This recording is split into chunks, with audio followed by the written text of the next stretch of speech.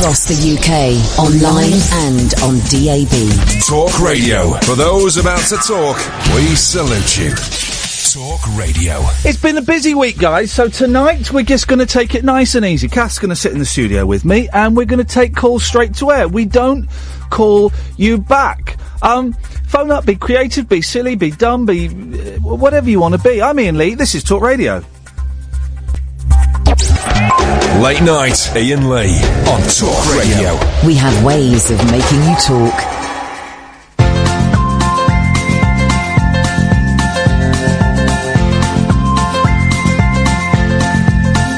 There's a voice that keeps on calling me. Down the road, it's where I'll always be. Every stop I make a new friend. Can't stay for long, just turn around and I'm gone again. Maybe tomorrow I'll wanna settle down. Until tomorrow I'll just keep moving on. Down this road that never seems to end. When new adventure lies just around the bend. So if you wanna join me for a while, just grab your hat, come travel light, that's hobo style. Maybe tomorrow I'll wanna settle down. Until tomorrow, the whole world is my home. So if you wanna join me for a while, just grab your hat, come travel light, that's hobo style. Maybe tomorrow I'll wanna settle down. Until tomorrow I'll just keep moving on.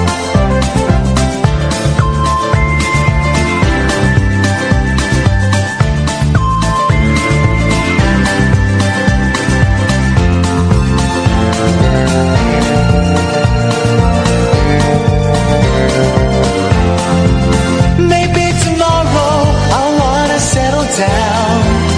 Until tomorrow I'll just keep moving on. There's a world that's waiting to unfold, a brand new tale no one has ever told.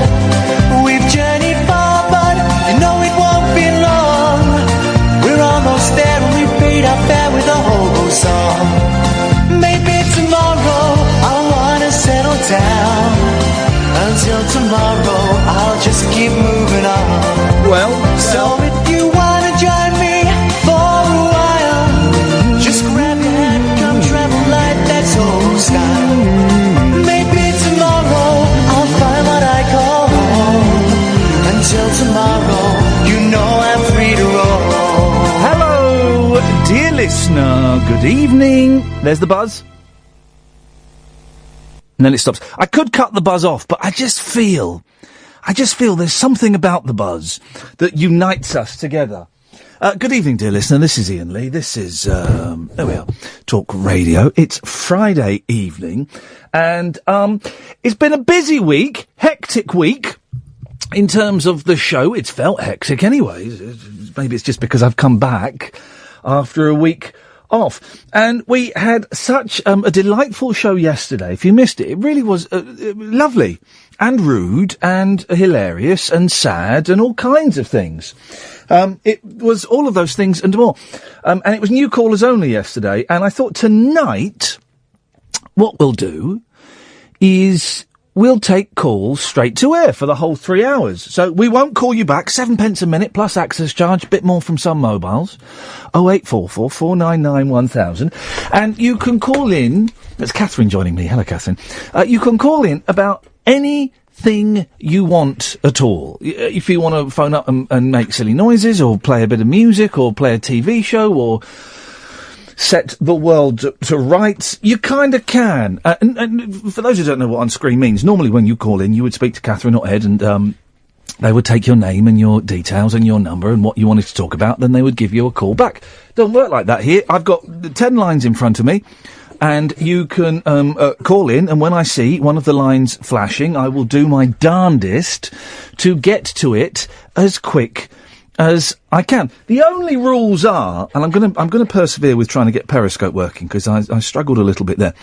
The only rules are, you can't swear, and you can't be libelous. But don't worry if you forget, because I can dump it. So don't, And I had someone who messaged me saying, supposing I had been hypothetically rude to another presenter, would I be banned from your show? Oh no, you'd be given the star treatment.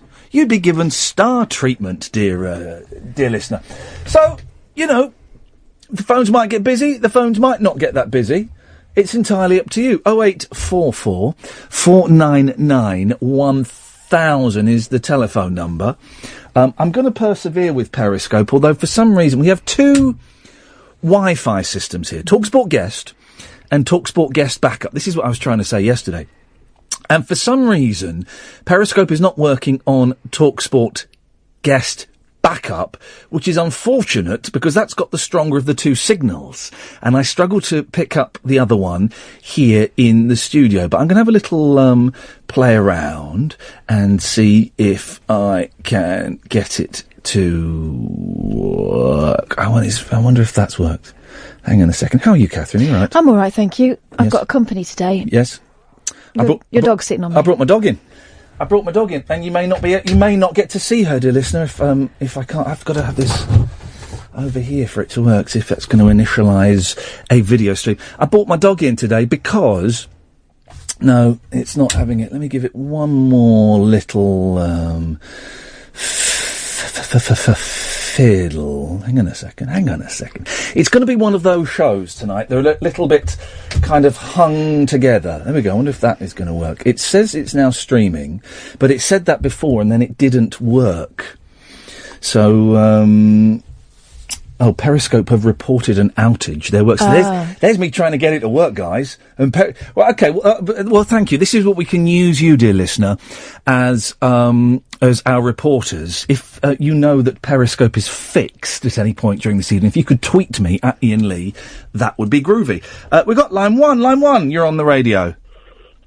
What does your first tweet mean? Sorry?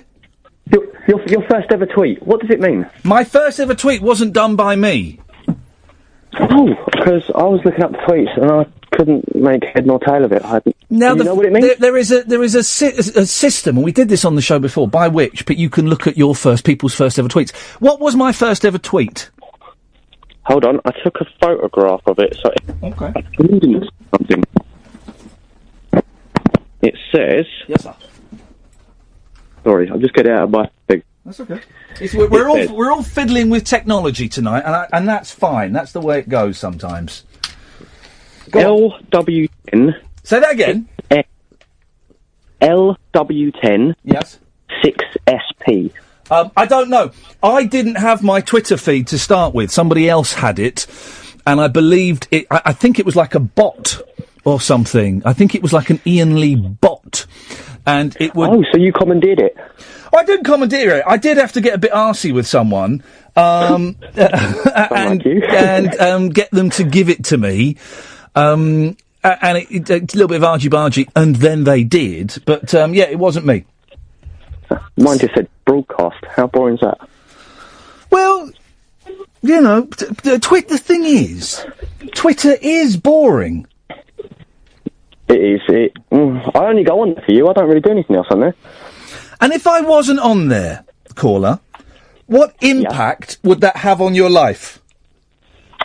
I probably wouldn't use Twitter, to be honest. Well, so there you go. So I'm part of the problem. You're the one keeping him on there, away from real life. I am part of You're an enabler. I'm a feeder. I'm feeding your timeline. Well, there could be worse things, I suppose. Twitter and Facebook. Really? Is she all right on your lap? She's very licky. Oh, love. Okay, little girl. I brought my dog in with me tonight. Oh. Right, is Periscope working now? Because if it's working, I can show you. There's my dog. She's the white one. There we go. Or the whiter one. All right, mate, don't make it sound like I'm a racist. How cute Got two dogs, one's black, one's white. I'll take the white one, obviously. So cute. I can't see Periscope, by the way. Oh. She's adorbs. Yes. But I think Twitter and Facebook, really, and that's kind of all the internet is used for, mainly. Neither of them. I saw a headline from a Guardian article on Twitter, and it said something along the lines of, after a week without your phone, you'll realise just how rubbish Facebook really is. And it is rubbish. The only reason I'm on there, I've said this before, is to sell stuff, is to sell this show and sell live shows and sell CDs and stuff like that. That's it. I spent a week without my phone and realised how rubbish life is. Oh, man. So, it's quite sad, isn't it? Life is... I've had 3 weeks, okay, without my family, because they've been away, and they're coming back tomorrow. And today was the last day. And I woke up late after... Here's the thing. I think I nearly choked on my own vomit in my sleep last night. I nearly did a Hendrix. What makes you think that? Well, I woke up, I sort of half woke up, and this wasn't a dream, this actually happened. I sort of half woke up, and, I was swallowing a lot, steady. And, my mouth tasted of sick, like really tasted of sick, right? And I was swallowing and kind of choking a bit, and I thought, I should get up and go and be sick. I can't be bothered. And then I fell asleep again. But I think I'd vomited in my mouth and swallowed it. What a charming Sure, story. it was a really vivid dream. No, because I had a really vivid dream after that I rented a flat off Miranda Sawyer, and I got into this flat, and I realised the flat had its own barman, right? And I thought, flippin' heck, this is going to be more expensive than I thought. It's got a barman. I'm employing staff. And I thought it was going to be £1,000 a month. And it wasn't. It was £1,000 a week. And I didn't have the money for it. It was really embarrassing. So that was the vivid dream. The vomit... What, a mega-rich celebrity like you can't afford that, you know? I mean, we all know you're mega rich. You're rolling in it. I know, but it was a dream, so there was an element of fantasy, of course. I was perhaps thinking back to a younger me when I was poor. Of course I could afford that now. When you spoke to barman? There was a barman there, yeah, working in the flat. It was really weird. So that was the vivid dream, but the vomiting thing was real. And I was lying on my back, and I was starting to panic a bit, and then I fell asleep.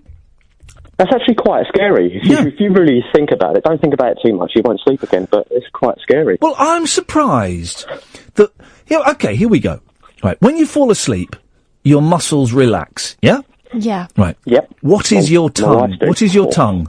Great big muscle. It's a great big muscle. How come that doesn't just loll back and block your esophagus? Evolution, mate. Gag reflex. Like that, and then... Reflex. Yes. Well... You said it like Max Headroom just then. Max Headroom there. I mean, blimey, there's an act. Didn't he try and make a comeback recently, Max Headroom? Do you know who Max Headroom is, Kath? I remember him, yeah. Reflex. I remember thinking he was rubbish then. Very late 80s, early 90s. I remember even at 12 years old, every time we went into a car park and see that sign, I thought, what a great advertising gimmick. Wasn't there a Max Headroom video game? I don't know. It'd be appalling. How could you make that into a game? I think there was a Max Headroom video game. I'm not sure. Anyway, listen, man. Thank you for your call. You're welcome. Nice to speak to you again. Always nice to speak to you, sir. Thank you. Oh wait, and that's how it'll go tonight. Are you all right with her on your lap? I like it. I haven't got a dog, have I? I wasn't allowed one. I'll chewy for her in a minute. 0844 499 1000. I'm Iain Lee. This is Talk Radio. Call straight to air this evening. It's been a hot week. It's been a long week. If you've got kids and they're not at school, maybe it's been a bit of a stressful week. So, nice chilled show tonight. No agenda, nothing. We never have an agenda anyway. But we're going to take calls straight to air. 0844 499 1000. 7 pence a minute plus access charge. A little bit more expensive from some mobile networks. There are cheats and ways around it, which obviously for obvious reasons I can't tell you. But if you have a little look online, you'll find them. And I think if you do it from Skype, it's cheaper than mobiles. I've been told. Line 1, you're on the wireless. Hip, line 1. How are you, boss? I'm all right, thank you, Alan. I've had a bit of a headache all day, and I've wasted the day, but I'm groovy, man, groovy. Yeah, you're taking a bit of a gamble tonight. Why's that? Having called straight to air all night. Yeah, why is that? Where's the gamble? Let's hope the gamble pays off. But where's you keep mentioning the G word. What's the gamble? There's no gamble. No, because Saul could come up with a naughty word and all that. Yeah. Say a naughty word now, go on. The dumb button. Say a naughty word, go on. Poo-poo. Come on, say a proper naughty word. Come on, give us a swear. Come on. Shite. Well, give us one that... God, for goodness. It was quite comical. I didn't need to dump... And it's dumped. It's not gone out, you know. So, we're perfect. Well, listen, I am the master of the dump. Hang on. That sounded wrong. We'll be fine. I mean, the worst... I'm the master of the toilet. Oh, God. Back once again with the renegade master. People power and their ill behaviour. There we go. I mean, Hi, Gaff. Yo. Are you eating something, or is that just your normal mouth? Yeah. What are you eating? A Margie chocolate bar. Oh, they're nice, aren't they? Mmm. Is it a little one or a big one? Big one. Right. I miss chunky Kit Kats. You don't need to miss them, they still make them. No, they don't. Oh. No, they don't make chunky Kit Kats, I don't think. Yeah, they stopped it because of the same time they stopped king-size Mars bars. Nanny state. The nanny state. So I think they stopped doing chunky Kit Kats. Well, I'm sure of it. That's my weekend mission then. To make one. Who is it? There's a thing, isn't there, where people reverse engineer food, like famous foods. Right. You know, like Kentucky Fried Chicken is a secret. It's a secret ingredient. And McDonald's is secret. And Mars bars are secret, how they make it. There are websites where people reverse engineer the food. So they get a Mars bar and they deconstruct it. Yeah. And they try and work out how to make it. There's a lot of faffing about. They're not that dear, are they? No, I know, but I once went to the Mars bar factory. What are you doing, Alan? Are you snogging a horse? No, I'm walking back from the pub. Okay. That I went to. If you grew up in Slough, every kid in Slough has been on a tour of the Mars factory. The first I knew of Slough was reading the back of a Mars bar. Yeah. Slough. A bit like when you go to Birmingham, it's Cadbury's World. Well, yeah, except this was just a factory. It wasn't like a world. Cadbury's World is like a world. Yeah. There's Cadbury Village, isn't there? Oh, no, that's Clark's Village. Am I confusing my Clarks and my Cadburys? Anyway. The Bourneville Village Trust. Anyway, so you go to the Mars factory and you get to see them making Mars bars. And what's great, because the best bit of the Mars... Do they have little baking tins? No, they don't have baking tins. There's no baking tins. It's all on conveyor belts. The best bit of the Mars, of course, is the top bit. The Ripple. The caramel with the chocolate on the top, Yeah. right? And so you can have as many of those bits on their own without the nougat base. Or if you're a pervert and you like the nougat base more than the rest of it, you can have as many of them as you want. Are they the ones that do the double deckers?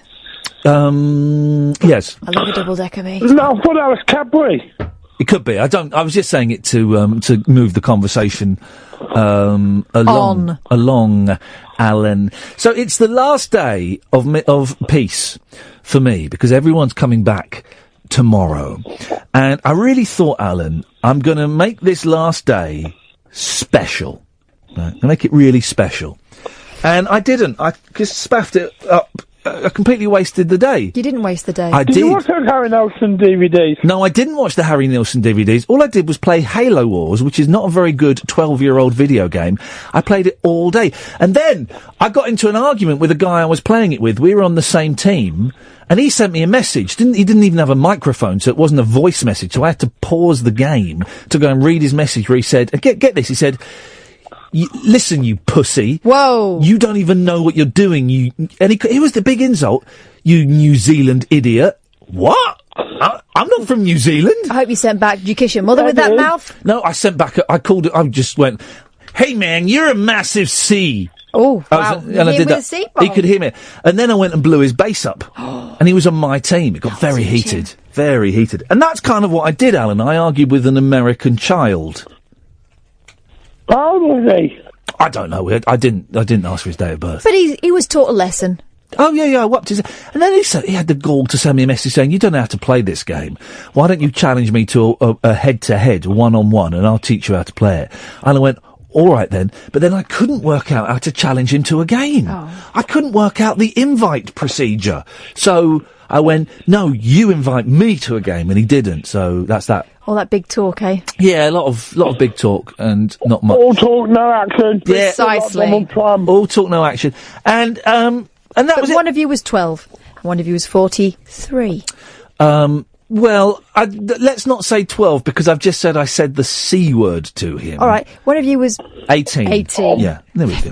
18. Well, he'll probably vote for Donald Trump in the election. Here we go. Have you seen the new Mars dessert bar? This is a text. No. It's a big ice cream bar made in the shape of a Mars bar. Do you mean the ice cream You Mars? mean a Mars ice cream? Is that what they mean? No. Have you seen the new Mars dessert bar? It's a big ice cream bar made in... Yeah, Well- that's the ice cream Mars. It's been around for years. Well, unless it's like, Viennetta size, then we're talking serious business. Viennetta. Posh. You know you're posh when you've got a Viennetta in the freezer. Viennetta. I tell you what I missed, right? Kids these days, because I remember when, all you could get were ice lollies and a Mr. Whippy, right? And Cornetto was the posh option for an outdoor ice cream. Or you could get Cornetto. You get a screwball. Screwballs were common, though. We used to have screwballs a lot. But a Cornetto or an oyster. Do you remember oysters? No, but you told me about them used because to your love mum likes oysters. them, yeah. But Cornetto was the thing. I remember when they came out. Just one Cornetto. And, but nowadays, you can get all kinds of swanky ice creams, and Cornettos are very, very low down the list of absolutely. swank. Oh, we've lost Alan. You've got your Magnum, your Magni. You've got many Magnums to choose from. But here's the 0844 499 1000. Here's the thing that kids don't know about. The Arctic roll. I mean, that is just... I'm going to buy an Arctic roll, and I'm going to eat the whole damned thing. Because they are just incredible. It's the ideal answer if you want cake, but you also fancy some ice cream. Yeah. And it's good ice cream in an ice cream. It's unusual. This is the show tonight. Unusual ice creams, right? There's nothing like a Mr. Whippy. That ice cream, the smell of ozone pumping out of it is unique. You can't buy that. It's the texture of paint. Yeah, you can't buy that. Arctic roll ice cream is unlike... You can't buy that ice cream. I had another ice cream the other day. I thought, oh, that was special. Anyway, we've got a call on that. Line 1, you're on the wireless. Oh, hip, hip, hip. Hey, it's Gatford. Hip, hip, hip, hip. Hey. Hey, Hip, Gatford. hip, Always hip. great to talk to you, mate. Really? Well, Yeah, sincerity dripping there. Can I just ask a question? Of course you can, mate. It's straight to air. Anything goes. Anything goes. Your television in your front room, I know you don't watch it that much. Sweet Lord, those Mars dessert bars. Have you seen them? show me. Flip. Hang on a minute. I'm zoomed in. Look at that. Look at that bad boy. By the way, there was a Max Headroom game. Yeah, for the Spectrum. Layers of And for the, delicious chocolate Commodore 64. sponge. Layers of delicious chocolate sponge mousse and caramel smothered in milk chocolate. Oh, I know what I'm doing this weekend. Yeah, man, I'm puking my guts up. I'm a puking. Yes, Gatford. Yes. So your television, is it whereabouts in your room, in your front room? Is it? Well, it's by the wall. Whereabouts? So it's on a stand. Yeah, it's like a table. It's got a table with drawers. What middle drawer is broken, so don't pull it out because it just falls through. It's balanced, but the others are fine. Right. And it's on there. Yeah. Excellent. So you've not decided, like a deviant, to put it on the wall. Oh. No. Not where Because you we live. can They all don't do that, agree- do they? I don't We can all agree. approve. I don't approve of people putting Thank TVs you. on the walls. I've been living somewhere else recently, Yeah. and where I've walked down the road, all I can see is people with their televisions on their walls. Now they must get a big crack in the neck. Well, I'll be honest, Gatford, I'm not sure what's weirder. People having televisions on the walls, or a big bloke who nearly died looking through their windows. Well, That's I a didn't- it little can't bit. help but- So someone who's touched death, someone who's almost a zombie, looking through their windows. What? No. But the windows are open because it's hot, and I can just see in because, you know, 'Cause you're on I'm your not tiptoes. looking in. Yeah, it's a bit No. weird. It's a bit weird, buddy. What else do you Film see, ring was fun, Gatford? wasn't it? Yeah. Yeah, film room was fun. Shame you couldn't make it. I kind of did. Now, the reason we phoned you is because you phoned us first during filming. For those who missed it, at Film Ring, I got bullied by someone in the audience because I had to go to use my Skype, and Gatford is on my Skype, and someone went, "Have you been Skyping Gatford?" And then, we ended the show by phoning up Gatford and telling him to F off twice. Yeah. But we only did that. We only did that because you Skyped me. Yeah, because you were struggling, so I was going to offer some assistance. I wasn't struggling. I was struggling to work out how to get Skype to go online, but I wasn't struggling. You didn't even know where the call button was. No, that's correct. Yep, correct. I did not know. Yep, that's the definition of struggling. Well, we worked it out in the end, didn't we, Gatford? We're struggling. Well, yeah, you got worse because you had you there, Kath, probably talking sense. Natch. So we agree people who put television on the walls are wrong. Correct, yes we do. 08444991000. Let's quickly just go to line 2. Line 2, you're on the wireless. Hi Ian, it's Nelson from the Norfolk. Hey Nelson, man, how you doing? Every single time!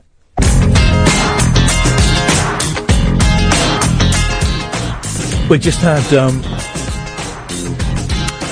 some flowery chocolate. Lime, it is, lemon and lime. I thought we had a longer break than that, so I was enjoying the flowery chocolate, and then my mouth was all clarty. Line 1, you're on the wireless. Hello. Hello, Line 1, what have you got for us? I didn't expect you to come back to me that quick, to be honest. First time caller, Ian. Hey, nice one, man, what's your name? Paul. Hello, Paul. We're taking calls straight to air tonight, and it's... Here's a tip. Can I just give a tip for people? Because I can see someone else is calling in. If you're listening on the radio and there's someone on the line talking to me, I suggest put your phone down, and when you feel that conversation coming to an end, or it ends, then dial in, just to save yourself a few pennies, okay? That's my little tip. Okay. Anyway, Paul, go on. What have you got for us, boss? Well, I'm ringing about something that not heard you talking about for a while, or anybody ringing in. That's flat Earth theory. Flat Earth? Flat Earth, yeah. Yeah. You don't believe the Earth is flat, do you, Paul? No. No. Absolute load of bunkum. Yeah. I do believe in certain conspiracy theories, and this is the thing with it. The flat Earth theory thing, along with some other conspiracy theories, it kind of puts you into, if you tell somebody you believe in a conspiracy theory, it kind of put you in a conspiracy theory box, which is a bit annoying because some conspiracy theories obviously carry more weight than others. Which ones? Well, give me one of the weightier ones. Okay, well, JFK, for instance. Yeah. Probably didn't get shot by Lee Harvey Oswald. That's conspiracy theory. Yeah, but give me one of the weighty ones. Well, that's kind of one that I would believe in, or maybe even. So you by weighty ones, you just mean ones that you believe in. Well, yeah. Because I believe JFK was shot by Lee Harvey Oswald. Now, admittedly, all of my JFK knowledge comes from that Stephen King series, 22/11/66, whatever it's called. Yeah. But I think he was shot by Lee Harvey Oswald. I think Lee Harvey Oswald was put up to it by the CIA or something, but I think that he did shoot him. But my point I'm trying to get to is... Yes. That, like... So that's one side of the conspiracy theory, but the other side is to say... I don't know, Elvis Presley's alive and well and living on the moon. Right. Which is obviously outlandish. It's outlandish. If you believe in any sort of conspiracy theories, you just get put into one box. Do you get what I'm trying to say? I do get what you're trying to say. You're saying that if you don't... You can sneeze on the radio, Kath, it's fine. If you don't agree with... If you disagree with even one thing in the narrative of the world that we accept as reality, you are then lumped in with the fruitcakes who think the Earth is flat. Exactly. That's my whole point. Yeah. Well, there does tend to be, Paul, a propensity from conspiracy theorists to believe a lot of bullshine. Oh, of course. Like the flat Earth theory, for instance. But, I wonder how many of the flat earthers actually believe the Earth is flat. I don't know. I've actually looked into it. I've looked into it, and it's a bit. Some of the science behind it does make sense. No, but when you take it as a whole, it doesn't. It's totally illogical. No, it doesn't. There is no science behind the flat Earth theory at all. Oh. No, what I'm trying to say is, to a non-scientific person, it kind of would make sense. But once you know something about physics or you delve into it, you realise just how much nonsense it is. Yeah. But, I mean, who killed Princess Diana, Paul? Yeah, well, that's the other one that I was going to mention, because I consider that one to be, there is a possibility in that being a conspiracy theory that's true. So who do you think killed Princess... Who killed Lady Di? To be honest, Ian, I really don't know. Prince Philip? But I don't believe the official story. See, I do, because the official story is really plausible. She and Dodie were boozed up. Let's say boozed up. It's just the letters that she wrote. Oh no, but come on, man! She was being driven by a Frenchman. They drive crazy anyway. He was drunk. They were being chased by Paps, and she wasn't wearing a seatbelt. It just that seems perfectly reasonable to me. Why? So you mentioned the letters. Why do you think she was murdered? In inverted commas. Well, she in the letters that she did say in the letters that there was somebody out to get her. Well, yeah, I mean, a lot of... If those letters are genuine, that is. But that doesn't... Okay, first of all, those letters may or may not be genuine. Secondly, just because people are paranoid, it doesn't necessarily mean that, that there are people out to get them. True. No, I don't 100% believe... I don't know what to believe with that one, but I can understand people... why they would think... See, I can't. This is the thing. I can't with that one. To that one, it just seems obvious to me. They were going too fast, being driven by a drunk Frenchman, and they weren't wearing seatbelts. I just think it's the same with everything. It's just how you read things. I mean, if you question everything, it depends whether you question what you read or whether you don't. I'm guessing you do question what you read, but some people don't. And I don't know. That's just the way it seems to me. Yeah. I don't know what you think to that. Did we land on the moon, Paul? 100%. Who's responsible for the Twin Towers? Again, I'm not 100% on that. I wouldn't say that I believe it was a CIA or anything, but I'm not 100% convinced that there wasn't something fishy about it. Okay, well, there's definitely something fishy. Paul, I enjoyed that. Thank you, mate. We've got a text. You can text in as well, 87222, 25 pence plus your normal sending charge. JFK was shot by Oswald, but the fatal headshot came from a Secret Service bodyguard in the car behind who had a negligent discharge of his weapon. Well, many think that's why JFK was murdered, because of the negligent discharge of his weapon into Marilyn Monroe. Look at you trying to suppress many others. He was a shagger, JFK, and he was into speed as well. They were all drunk, and he was in with the mafia. Weird, isn't it? As he's heralded as the great lost president, but he was into drugs and sexual affairs and a lot of backing from the mafiosa. So, a crook, a drug-addled crook. But seen as the he was handsome and had a pretty wife. Yeah, seen as the great white hope. Let's take line 2. Line 2, you're on the wireless. You love Timmy Mallet. I waited 7.5 minutes to say that. Yeah, was it worth it? Do you know what? I think I'm keeping some kind of distant torch alive in my own little way. Let me add something that's been missed in the debate so far. No, that's just that's almost arousing when you say it. Yeah, yeah. You love Mike Stickin. Oh! Can I pleasure your wife? It'll save me 15 minutes when I get home. Just quoting Tommy Boyd. This is the nonsense people would phone up Tommy Boyd and taunt him with. Poor man. No wonder he's retired from radio. You next. Good evening. Good evening, Eduardo. Would you like to contribute anything else, or are you done? I was watching Celebrity Big Brother. Oh yeah. And I'll tell you what, the power of the internet. Periscope flashed up in my notifications, and it said straight to us. It prompted me to call. So you've won.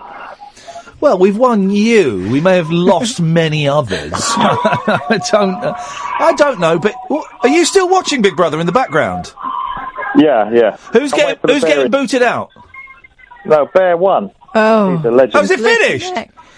Bear, he was the really obnoxious one. Well, I mean, I don't want to say anything, but I know someone who used to work on Big Brother, and the celebrity ones, it could be said, are rigged. You wouldn't, really? No. Really? What, there's not producers and directors running around helping them. We were only discussing that this evening. Yeah, well, I got in big trouble on Big Brother, because I used to go in the rat runs, where the cameras are, for Big Brother's bit on the psych, and look through the window and go, well, here we are, Ryland, this is all going on. And there was a furore, because we were there, and there were members of the production team in the house, helping them with a task. And I got in trouble. I don't know why I got in trouble. Nothing to do with me. But it's like this big secret that members of the production team go into the Celebrity Big Brother house and help them. Here's another thing you don't know, guys. Are you ready? Are you ready, Daily Mail? Quite often, a lot of the celebrities are let out of the Big Brother house to go off and do other things. When Ryland was in Celebrity Big Brother, he was out of the house to rehearse for the X Factor tour. So, they quite often get let out of the house, guys. They get their hair done and all sorts, don't they, as well? They get all kinds of perks. They're celebrities, for crying out loud. They're celebrities, aren't they, La? Yes, they are. Oh, he's gone. 0844 499 1000. Hey, while the calls are coming in thick and fast... Out of the way, please. What are you doing? While the calls are coming in thick and fast, let's crack on with them. Line 1, you're on the wireless. Down the road, that's where he'll always be. 'Cause every station has sacked Iain Lee. Every stop he makes new friends. Can't stay for long, just turn around, he's sacked again. Maybe tomorrow he'll want to settle down. Until tomorrow, he'll just keep moving on. Hey-oh. Thank you very much indeed. There we go. A little bit of thought's gone into that. I flashed the bat signal earlier on today, because I kind of thought, this morning, let's do straight to air. And I flashed the bat signal, giving people time to prepare stuff, if they want. And he's been practicing that all afternoon, hasn't he? You can tell. That. Oh, you've got a tick on you, haven't you? Look. Not me, the dog. Haven't you? There it is. Got it. Ew. Hello, line 2, you're on the wireless. Howard, you're not letting me tell this story. You have a story that you want to tell. Howard, you're not letting me do this properly. Who's the idiot on your heart? You or me? Oh, I read the book about it, but you're the expert. Really. You really should give me a little more lead here, Howard. I mean, in this country, when I talk to radio people, they let me tell the story. I can do that very well, Howard. Now, you can let me tell the story or not. I'm a journalist, too, and I spent 30 years on this story. No, I haven't. Only one. I've only had one difficulty with one other person, Howard. Listen, thank you. It's not the greatest quality, but thank you. Ed, can we dig out the Howard Hughes thing that we played the other night? That was a call from Howard Hughes. So Howard Hughes does a show Sunday night. It's brilliant, right? The Unexplained is brilliant. Some are better than others, and I think it's simply because some topics don't appeal to me. Yeah. But they might appeal to you, right? And that's the beauty of it. If he's talking about something I'm not interested in, I know the next thing I will be. And last Sunday, after the film ring, we were driving back, and I had Howard Hughes on, and I wasn't actually that interested in the guy that he had. He was talking about Amelia Earhart, who was the first woman to circumnavigate the world. But then she disappeared. And she disappeared. Oh, she's the first woman to fly from America to England, and then she was planning to circumnavigate the world, and she disappeared. And he's got this theory, conspiracy theory, that she crashed, or she deliberately landed in Japan, and she stayed there for a long time. And then she was shot as a spy. Shot as a spy. And I wasn't that. I thought it was a bit of a dull story, actually. But from early doors, when the guy said, how long have we got for this? Are there adverts on this show? And he sounded disappointed there were going to be adverts. Thank you, Ed. He wanted to get his plug in really early, and Howard said, well, can we just do that at the end? I promise we will do it. Obviously, he was, the two of them were tugging at the strings, trying to organise, who was going to be in charge of the interview. Were tugging each other. They were. During the interview. They were pulling, every single direction. It got really tense. It got really tense because the guy kicked off. He didn't like the way Howard was. We'll do it in a second. We'll play it in a second. Let's go to line one. Line one, you're on the wireless. Oh, good evening, Ian. Good evening, line one. I'm listening to your radio. Oh, by the way, listen, I phoned you about 6 weeks ago. Oh, yeah? You're the fella that sounds like my mate Chris, who's not with us anymore. No, it's Steve. Yeah. I'm on about your signature tune. Yes. Yeah, you called me All the Lies Under the Sun. Right, now, have you got access to the internet? What are you talking about, Steve? You're not the fella. Hang on, you're not the fella who got told off by his missus for asking her about emojis, are you? No. Okay, no. all right. Just yeah, your signature tune, the littlest hobo. Yes, there's a voice. Great song. And you, you're the nut job that reckon it's a theme tune to a TV show or something. It is, yes, but if that's what I'm saying to you. You cut me off last time. You didn't give me a chance. Okay. If you got access to YouTube now, put it on the littlest hobo and play the tune. Hang on. And you'll see it's all about a dog. YouTube.com. What am I typing in? The littlest hobo it's called. Littlest. So the hobo. Yeah, and you'll see your signature tune is all about a dog, an Alsatian. Yep. It says here, littlest hobo song. Littlest hobo song.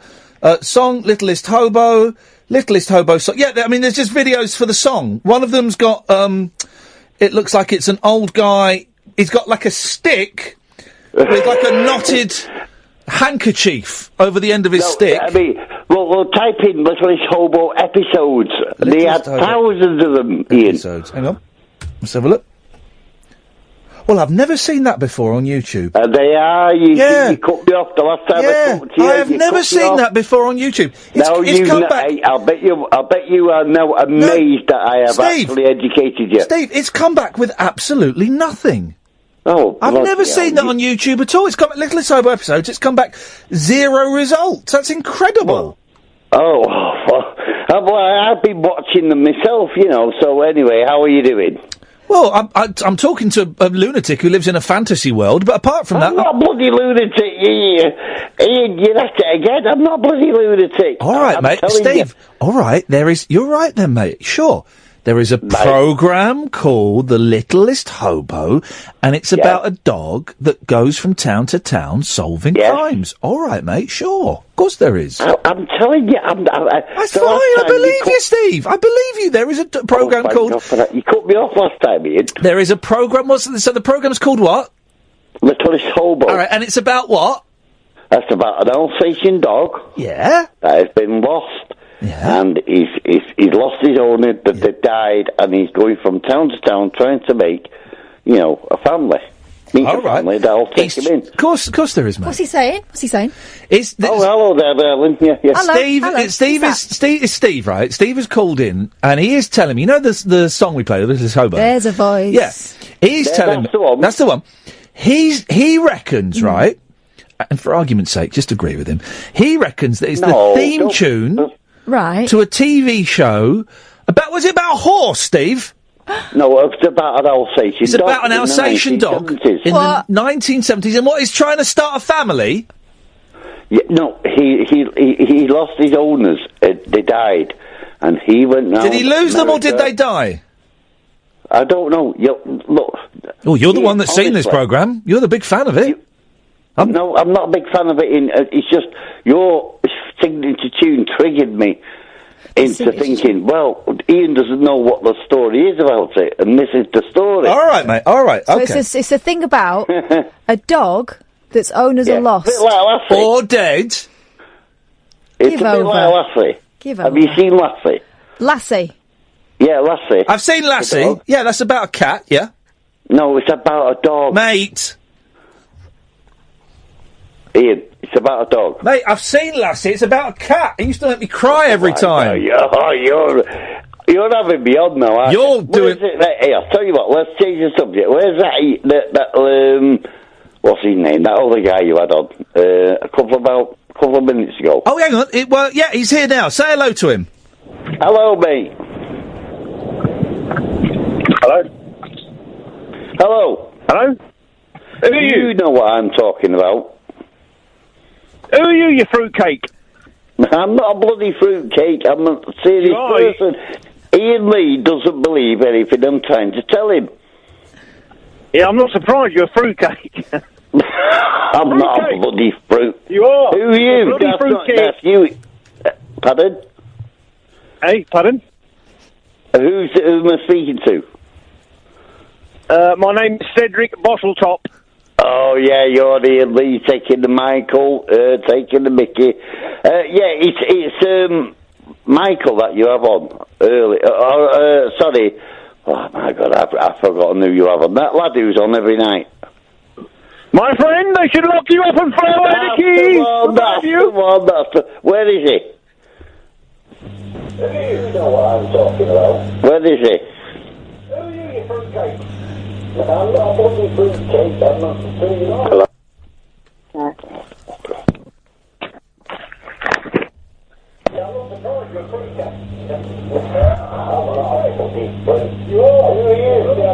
Who's got their radio on? Oh, it's my husband. I'm sorry, Ian. Yes? We went to watch you in Whitstable last year. Whitstable. Oh, yeah. Whitstable. That was. I think that was the second night of my tour. Yes. I really enjoyed it. We thought it was fantastic. Oh, bless you. It got better. It got better after that one. Actually, I thought it was good anyway. Oh, you had some hecklers, you dealt them down, but you know what's annoying me? Go on, what? You're not going back this year. I've not done what? You're not going back to Whitstable this year. I can't hear. You're not going back to Whitstable this year? No, because I'm not really doing a tour again at the moment. What's your name? Sorry. Kate. Kate, okay, I'm struggling to hear a little bit, Kate, for some reason. No, I'm not doing a tour this year, but I'm just doing a few more shows. Yeah, exactly. And apparently there's one, it's in St Albans, and it's too far for us because we have children. Oh, yeah. Well, what I'm doing is I'm doing one in St Albans and one in Luton and maybe a couple more, but it's the same show. No, it's miles away. No. It's miles away. Yeah, and because my husband is on the lifeboat crew as well, Saturday and Sunday. He's got to be nearby. He's got to be nearby in case there's an emergency. Yes, pretty much. No, we could do a Saturday night. It's a bit of a flipping. It's a bit of a trek to get from the Whitstable to St Albans. I'll give you that, right? I will come back. I will come back at some point, but it's the same show. I've got to say, we really enjoyed it. We laughed and laughed. You know, so much when your tummy hurt. Oh, really? Oh, bless you. That's a very kind thing to say.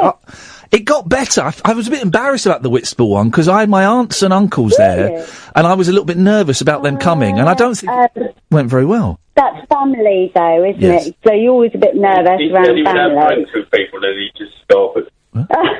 Did you? My husband said you said you would have drinks with people in the bar and you scarpered, but actually, I think we scarpered to get back to our No, you Hey, I'll have your. He may be a lifeboatman and an actual proper hero, but I'll duff him up. It was a weird venue and everyone got turfed out quite quickly. Yeah. Everyone got turfed out quite quickly, but I came downstairs as quick as I could to sign pictures and have photos and stuff. Yeah. So he didn't stick around. We really enjoyed it, and I just think a little bit you can't just go from St Albans and everywhere else, which is south of England. You know, you have to. We'll do it on a Saturday, then we can stay over. Can't do it Sunday night. I will come. Listen, I've got to move on because I've come up to break. Tell him I will come on a Saturday to St Albans at some point in the future. How's about them apples? Well, you see, Catherine, the impact. I'm like Tommy Cooper to these people. I'm like Hancock to these people. I'm like Roy Chubby Brown to these people. I am nectar to these people. You're like Peter Kay. Garlic bread! Garlic bread! So your catchphrases are a bit swearier. Effing garlic bread! There we go, that's an hour down. It's just going to be a nice, relaxed show. Periscope is up and running. Come and join us on periscope.tv/Iain Lee. You can see my dog who's licking the console. Just don't call in until after the news now, because we won't be answering any calls. But it's all calls straight to air this evening. Nice and relaxed on a warm Friday. I'm Iain Lee. This is Talk Radio. Talk Radio. It's Friday, and we're just sitting here. What have we talked about so far? Conspiracy theories, littlest hobos, and anything, really. Don't call yet. I'll tell you when to call. Go make yourself a cup of tea or a cup of hot chocolate, or put yourself a glass of wine and relax. I'm Iain Lee. This is Talk Radio. Late night, Iain Lee on Talk Radio. We have ways of making you talk. Here's a message from the Haters Club, dedicated to the one I love. I've been cursed by your wicked kiss.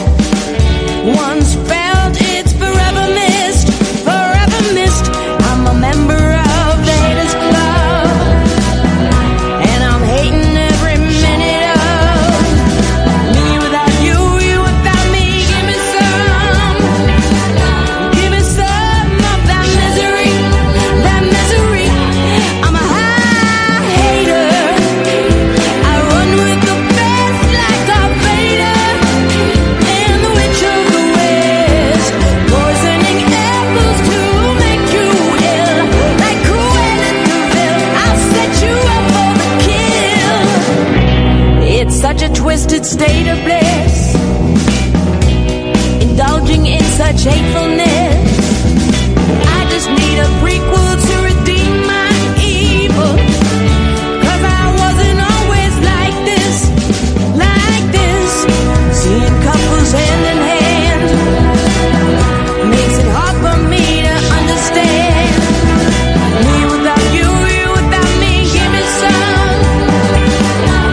some of that misery, that misery. I'm a high hater. I run with the best like Darth Vader and the Witch of the West, poisoning apples to make you ill, like Cruella de Vil. I'll set you up for the kill. I'm chased with the curse. I got nothing but bad luck. Could I be superstitious? Don't blink. Cross my heart. Hope to die. Why's your love so vicious, vicious, vicious, vicious? I'm a high hater. I run with the best like Darth Vader and the Witch of the West, poisoning apples to make you ill, like Cruella de Vil. I'll set you up for the kill. Hater.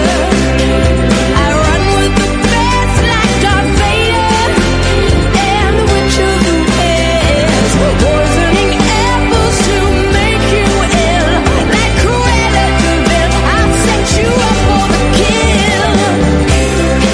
Very disappointed with my bulletproof software. We've got to get Stephen Murdoch back on. What did they sneak through? $14.99, and someone's just sent me a message saying it's supposed to stop bad language and bullying, cyberbullying. And someone's just typed in the message bum chin, and the way they've got it through is they put gaps between the letters. And now someone's put willy pipe. Wow, Unbelievable. it's so hurtful. Unbelievable. Good evening, dear listener. This is Iain Lee. Catherine is here. So is my dog. It is through there. It's Talk Radio. It's Friday night. It's been a long old week. For some of us, it's been a tough week. For some of you, it may have been a delightful week. If you've got kids, Yeah, we're getting near the end of the summer holidays, and it's always wonderful to spend time with them, but it can be hard work. I've not seen my boys for 3 weeks, and I get to see them tomorrow, and I shall get the most wonderful welcome at the airport when I meet them. There's nothing like having your children rushing towards you at an airport and jumping on you and sending you flying on the floor. It's a joy. So I'm looking forward to that. But we had a really nice show yesterday with new and newish callers only, and it was a lovely show, wasn't it? I thought it was delightful. Lots of women callers, as we tend to get on the new and newish callers shows. I don't quite know why that works. But lots of nice, fresh voices. Lots of fresh meat. Fresh meat is what I was going to say, yeah, fresh meat. Well, we did talk about pleasure in cats. Well. So I just thought tonight is kind and of... milking dogs, if I remember rightly. She's there. I just thought tonight that we'd sort of like the epilogue of yesterday's show. We'll just spend the whole show taking calls straight to air. So you won't, when you phone up, you won't speak to Catherine. Can you be quiet, please? That was you. I wasn't. What's wrong? Why don't you sleep? Go to sleep. And sleep. Okay. I brought my dog in. I didn't realise it was is it International Dog Day? Yeah, if you want. And that's not why I brought her in. I just brought her in because she's had a bit of a rubbish week, really. She's been on her own a lot. Been on her own a lot, and because she's in season, I've not let her go off the lead, because her milkshake is bringing all the boys to her backside, actually. Line 1, you're on the wireless. Hello, Ian. It's the Frank Sidebottom impersonator. Oh, hello, Frank Sidebottom impersonator. Long time no speak. All right, I haven't called for a while because, you don't do straight to air anymore, so I thought I'd call tonight because you're doing straight to air. Well, we normally we sort of have an irregular rule that we do it on the last hour of a Friday night. But I wasn't here last week. I'm only in bed. My mum makes me go to bed at 10:30. Yeah, exactly. And I thought that would be the case, Frank Sidebottom impersonator. But we're doing it for the whole show tonight. And that's why I'm calling now, because I haven't got to go to bed yet. Hey, fantastic. It's fantastic. It's not bobbins. I'll never forget when we had Frank on, the real Frank on LBC, and we had a clip of him going, "Thank you," and it was on my hotkeys, and I used to play it. It was him going, "Thank you," and a woman complained because she thought he was saying "F you." What? Oh, really? Yeah, and my boss, he was saying, my boss called me in and said, "Ian, why have you got a clip of someone saying F you, like proper flip you?" And I said, I don't know what you're talking about, Scott. And he said, "There's a clip, someone has complained, you've got a clip of someone." And eventually me and my producer, Chris, worked out it was Frank Sidebottom. So I played it to my boss, and I said, "Look, he's saying thank you." And he went... And he thought I was pulling his leg, and that I knew it said flip you. And he made me get rid of it. Frank wouldn't say that, would he? He was saying thank you. You know, he was. He really does. I once spent a delightful evening with a very drunk Frank Sidebottom, and hearing actual Frank Sidebottom, not Chris Seavey, actual Frank Sidebottom swearing is. I've never heard Frank say a rude word. No, you wouldn't have done. But if you've ever been in a room where he's been getting boozed up and then he puts the head on, it was very naughty. Have you got anything else for us, Frank Sidebottom impersonator? Don't think so. All right. Thank you very much. Thank you very much. And there you go. And that line's gone. And so now I suggest is a good time to call in. If you hear someone on the line, we might put two people through together sometimes, but it does cost 7 pence a minute plus access charge, a bit more from mobiles. So just wait until a call has gone, or you feel a call is coming to an end, because there's a slight delay on the old the radio. 0844 499 1000. We got lots of people. Who's that? That's Funny Girl 1956 is saying, "I love the accent. Where are you guys from?" We're from England. And this is a radio show where lots of people on Periscope are going, "I want to phone in, but what's the subject?" There ain't no subject. Whatever you want. There never is a subject anyway, but tonight's show is even more free-form than usual, really. And, we had a very busy first hour. This hour might be a little bit quieter. That's fine. The calls tend to lessen up about 11:15 for about half an hour, then they sort of pick up again just before midnight. Plus, it's a bank holiday. Ah, yes, it is a bank holiday. So people will be larging it. Well, it's Carnival bank holiday. I have never been to the Notting Hill Carnival. And I'm pretty sure I'm never going to go to the Notting Hill Carnival. Lots of big sound systems with fat bass lines and a lot of people crammed into a tiny space and policemen smoking spliffs. For me, Lara, don't lick the microphone. Don't lick me. Gath. Come here. Come round here. Come round here. Come on. Look how well trained she is. Come. She likes me better. She does, I think. Come on. Come round here, love. Come on. Come round here and sit with me. She's still there. Yeah, she's wondering why I put her down. Now she's coming. Come on. You come round here. Come on. Come here. Come on. Come here, you silly sausage. Pull me up. Oh, yeah. There we go. That's it. Sit down. And relax. No, it never appealed to me, Carnival. What, all that fun in one place?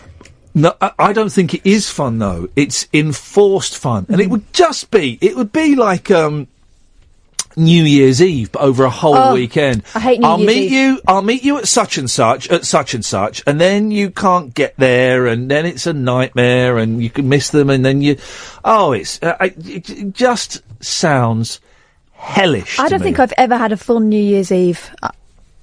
The funnest New Year's Eve when I went to bed about 7:30, thought, stuff this. And were you at it? What, sleep? Okay. No, I don't think I've ever had a good... 0844 499 1000, by the way, is the phone number. I don't like enforced fun. No. I don't like it when it's all hyped up, everyone's going to be having a brilliant time. No, you're not. It's expensive to go to the same place you go every week, except this time you've got to pay to even get in there, and they'll have taken all the seats out. Yeah. I don't think I've ever had a good New Year's Eve. I've had some drunk ones. I've had some really argumentative ones. Oh, I had one good one once. Yeah, that was nice. I've had one good New Year's Eve in my 43 years of life. That's not very good odds. No. Really. It's one of those things... 0844 499 1000, by the way. We won't call you back tonight. It's one of those things that... I think the mystique is built up from childhood, because it's one of those... It's kind of parents do it and enjoy it, and it becomes a big thing for them. But I don't... Has anyone ever had a good New Year's Eve? Line 1, you're on the wireless. Hello, love? Hello, you're on the air. Oh, my God, have I really got through? Yeah, you've really got... It's a joke. No, it's not a joke. Well, my God. Oh, my God, man. I can't believe this. It's my dream come true. Honestly, I've had this dream since I was knee-high, and it's come true. This isn't Farmer John, is it? I'm a lady. I've got lady parts down below. What's your name, my love? My real name. Yeah, your lady name. My lady name is Agatha. Is what? Agatha. Agatha. Like Agatha Christie, love. Like Agatha Christie. Wow. Okay. And how old are you, Agatha? I'm between 25 and 89. Do you know what? I'm that age too. Oh my God, I know. OMG. Well, Agatha, this is great. That's so this amazing. has always been your ambition to come on this show, or just the radio in general? Honestly, you know when people go on X Factor and they're like, "This has been my dream." Yeah. This has been my dream to speak to you. Well, flipping it. Well, what took you so long, Agatha? I only knew about you for about 10 years, though. Okay, so it's still been my dream. So it's been your dream for 10 years to speak to me. And bearing in mind, it is quite tricky to get hold of people that host phone-in radio shows that let anybody in. I couldn't believe it was this easy, honestly. I just phoned number and it went straight through. Yeah, that's... Do you realise something? Sorry? It's Big Brother final tonight. It's the Big Brother... Yeah, and the idiot one. Well, at least he was being himself, you know what I mean? I really thought Sam Fox was going to win. Oh, my God, no. Why? What was wrong with Sam? She's like, she's got one of those ego things. One of those ego things, yeah. I know what you mean, Agatha. She thinks that she's got a lot of fans, and that was back in them days, the old days, isn't it? Well, she has. She's very big in India. But let's be fair, she's had her knockers. Oh, Katherine! She's like a sex object, isn't she? But it was art when she did it, she said. She is like an arty sex object, yeah. She's an artist of her generation, I think. Yeah, oh yeah, definitely. She's like the, she was like the Mother Teresa of the 80s. Mother Teresa was around in the 80s. In her 80s. Who's Mother Teresa? Can you fill me in on that? Sorry? Can you fill me in on that? Who's Mother Teresa now? She was a bit like an old-fashioned Sam Fox. Oh, yeah, I remember, yeah. Yeah, yeah. What have you been doing today, Agatha? I've been shopping. Yeah? What you got planned for the weekend? I'm from up north, so there's not much to do, you know. No, whereabouts from up north are you from? I made the accent. I'm not really from up north. Oh! Well, you from down south, then? No, not south. West? I'm actually very shy, that's why I put on the accent. East? I'm only comfortable with voices. Oh, I see. So hang on a second, are you telling us this isn't your real voice and Agatha isn't your real name? No. Well, I'm sorry about that if I've let anyone down. What yeah, that's the true. heck? She had me at hello. Oh, steady. It dropped them for a second. Nah, I am from up north. Yeah, of course you are. No one can fake that.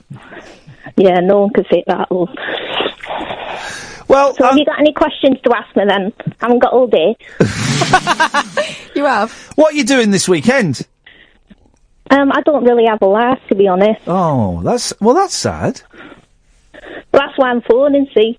Yeah, well, that's a lot of my callers and colleagues don't have lives, and that's why we do this job, and why people phone us up, and that's kind of a nice thing about it. Is you know, the lonely. You're like a charity.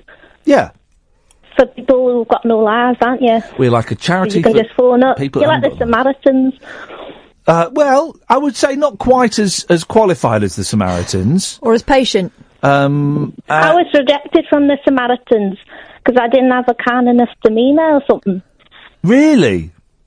Yeah, honestly. My mum was a Samaritan, and here's the thing about I'm going to a do for the Samaritans on the same day that we're doing next radio. There's a do in the evening for the Samaritans, which I'm going to go to, and the people who work on the Samaritans, they're all volunteers. And they're not allowed to use their real names, and they get given names. Oh, like I've got a fake name now. Yeah, exactly. Just like that. Oh, like Agatha. So there could be an Agatha for Samaritan. I wonder if can you imagine a baby called Agatha? Yes. Really? Yeah, they call them all sorts these days. No, not Agatha. Edith, I can imagine, but not an Agatha. There was a kid at the music group that I used to take Little into, where she was completely silent all the way through it, called Edmund. Edmund.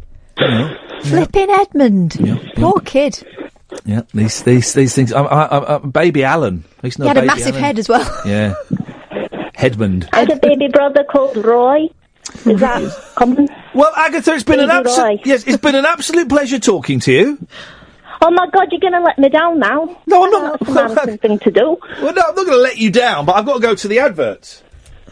Oh my God, so I have to go now forever, like. Well, you can call back later if you wanted, or next week.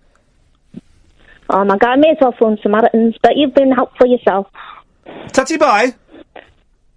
Goodbye now. Take care.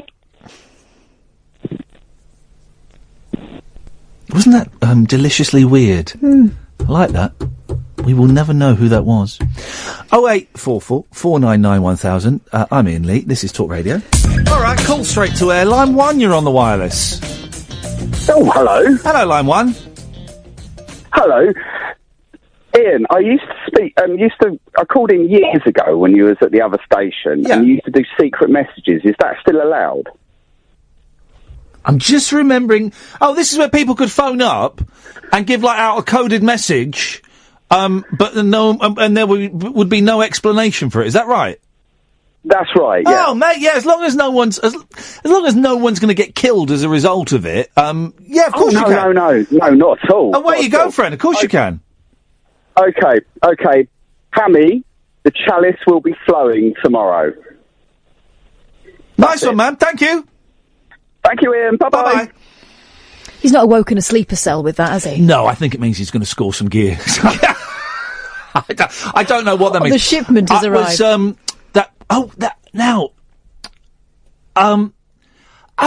Was it at Three Counties where someone called in about fireworks being let off? Yeah, and that was apparently the international symbol that a shipment of cocaine had arrived. Yeah, it's drug code that cocaine has arrived or something. The caller was saying that, wasn't he? Yeah. And we were going, well, letting off fireworks is not a particularly subtle way of announcing you have Class A drugs for sale. And also, what happens in Diwali and November the 5th? Got these people wandering around trying to find shipments. Knocking on your door. I believe you've got some stash. What? The fireworks? Yes, it's bonfire night, mate. What are you talking about, you muppet? Line 2, you're on the wireless.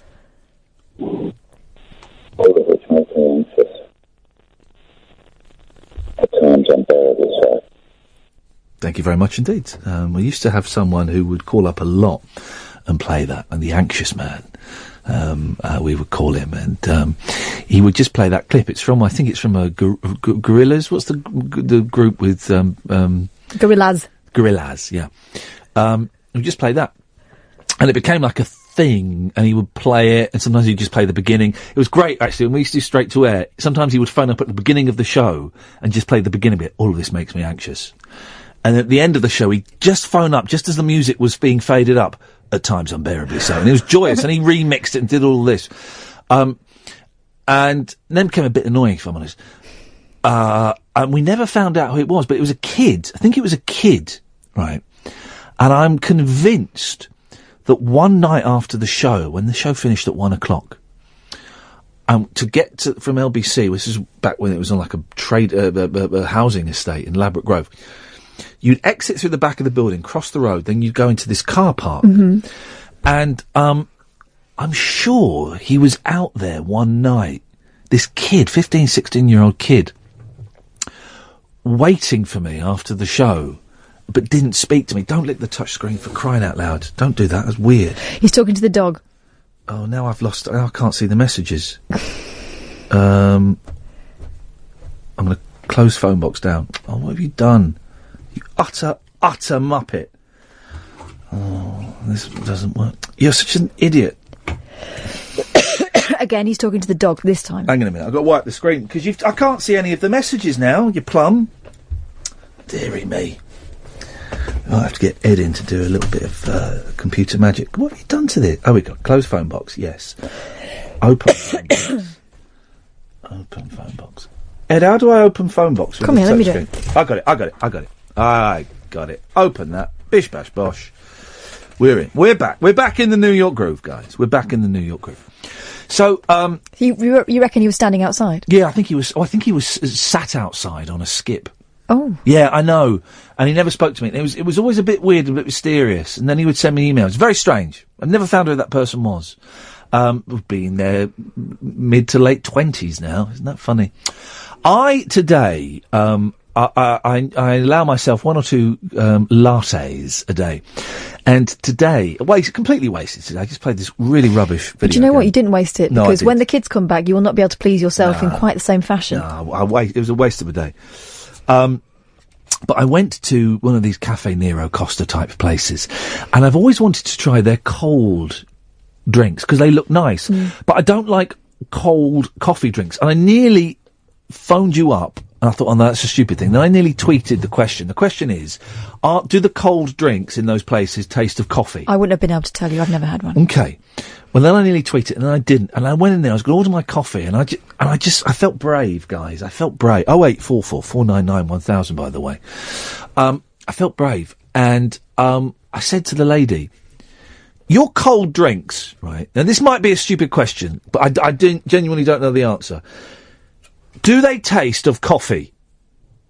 And she went, some of them do, and some of them don't. So things like the Mocha Choco Frappe, or the caramel mocha, they taste of coffee. Yeah, or a frappuccino. Yeah, they taste of coffee. Because I don't understand all the language. But some of them are just like milkshakes. They're just like posh milkshakes. And I had one, this caramel type thing. It was the most delicious thing I've ever had in my life. Absolutely incredible. And we had an A1 Supremo milkshake the other day. Was it better than that? Yeah, it was I would say it was better than that. It was dirtier than that. I really want one now. I couldn't eat one now. I felt bloated after it. You know, I needed to ablute. But it was that good, eh? It was Boston. It was Boston. I was loving it. 0844 499 1000. We're going to go to a break and then we're going to try and play with the fan because it's getting hot in here, man. 0844 499 1000. Iain Lee, Talk Radio. Catherine's here. Called straight to air this evening, and it's doing what it normally does at this time of the night. The calls are easing off, which is absolutely fine. I don't know. I've got no idea where the dog is. She's here. Is she? Oh, okay, cool. I'm getting a little bit of a headache. Partly because of the heat. And I know I've got to be up early tomorrow. I've got to be up at 8 to go and pick the guys up. Line 1, you're on the wireless. Oh, hello, Iain. I saw you on the telly at the weekend doing that Saturday show thing. Oh yeah. And I thought you pretty much smashed it. You were very good. But the question I wanted to ask you: how did you get on with James Whale? Oh yeah. Okay. So I was co-hosting the Saturday show at the weekend with Gabby Roslin on Channel 5, and James Whale was one of the guests on there. Now, I've only ever met James Whale once before, and that was very briefly at the Sonys. You remember?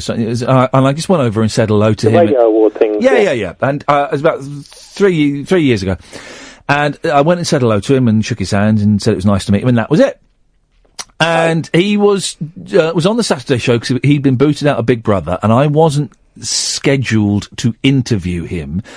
But I saw him come into the studio and he was talking to Jane McDonald because they obviously know each other. And I made a point of going over to him and saying, all right, James, nice to see you, mate. Well done. I thought you were really good in Big Brother. And we had a little chitty chat. And then when Gabby was doing a cooking feature, James was sat next to me on the sofa and we had a right old chinwag. And because I thought, because your radio presenter was like the same station before, you'd have had previous, but you never really spoke to him before then. Well, no, I've never worked with him. I've never worked on the same station as him. Oh, fair enough. He was on 3 Count. He did a little. Well, show on Talksport Radio. Go James Well. Show on Talksport Radio. Monday, Tuesday, Wednesday, Thursday. Monday, Tuesday, Wednesday, Thursday. Monday, Tuesday, Wednesday, Thursday. On medium wave. On medium wave. On medium wave. On medium wave. Oh, James Well. Show on Talksport Radio. James Well. Well, I didn't see that coming, did you? I should have done. Actually.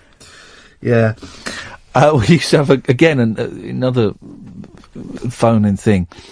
We used to have a guy called the James Whale guy who would phone in and do that. Oh, right, okay, now I get it.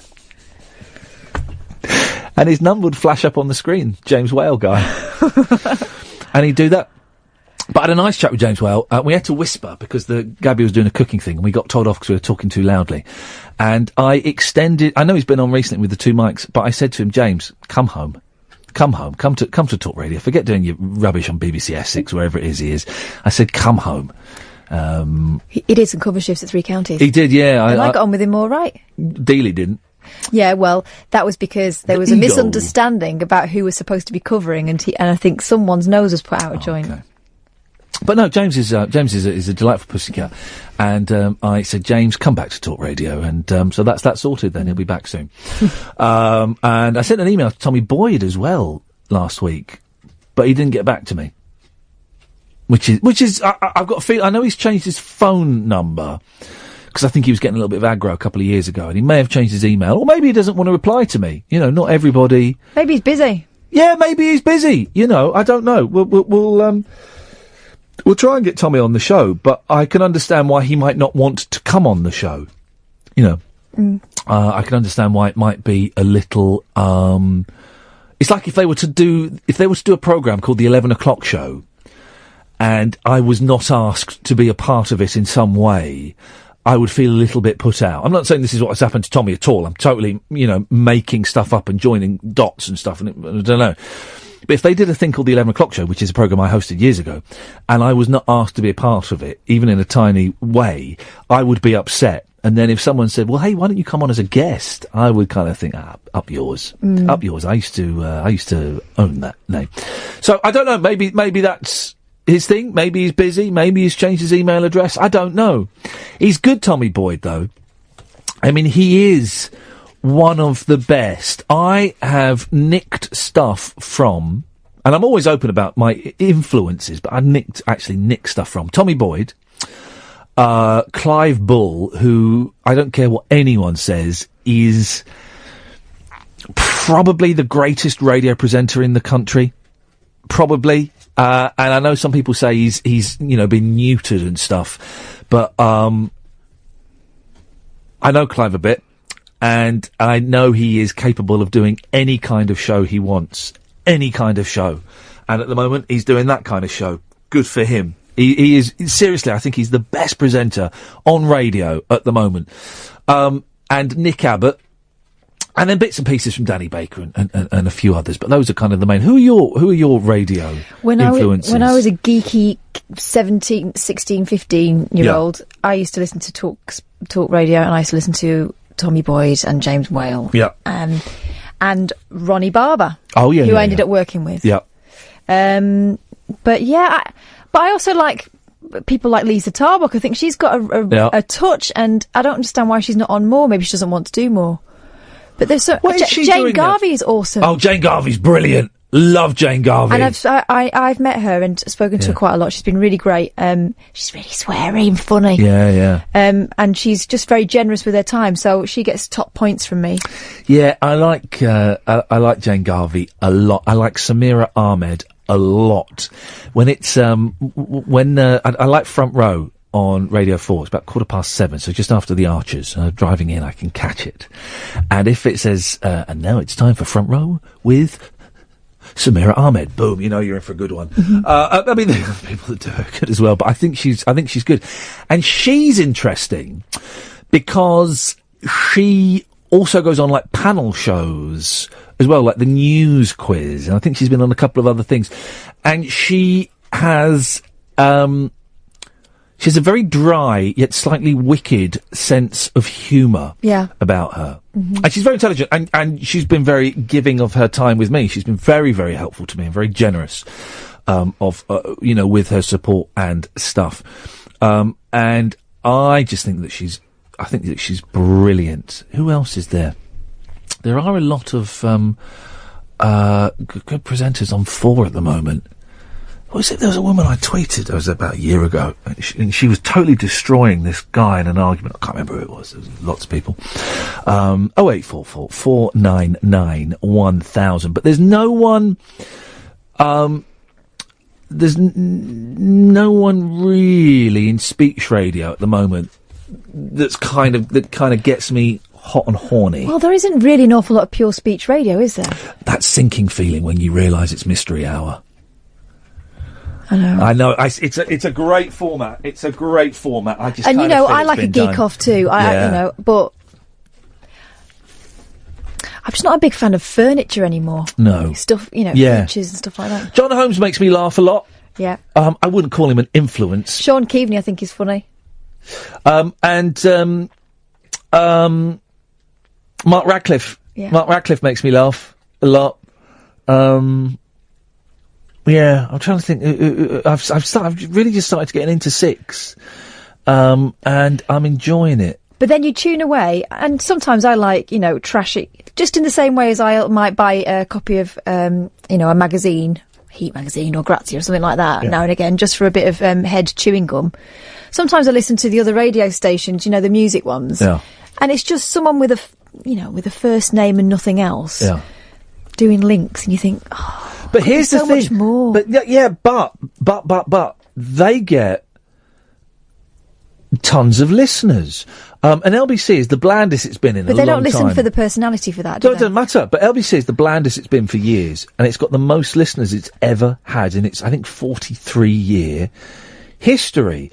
And there is something about the lowest common denominator, you know, and the least offensive. And I mean, I'm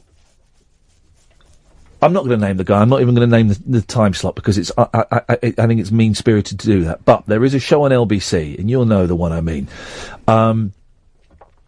where it's just insipid wallpaper. I was listening to it yesterday. It's just insipid, bland wallpaper, and you think, geez, and that guy's probably getting, you know, more money than me. Certainly got a lot more listeners than me, and it's. I find it offensive in its blandness, but I guess that's what the majority want. We will always be, I'm talking about, you know, this show. We will always be on the fringe in terms of audience figures, and notoriety, because of the style of show. I say, in terms of audience figures, I have never gone anywhere and lost figures. Lost audience. Whenever I've gone to a new job, I've always finished it with more listeners than they had at the start of it. That's a fact.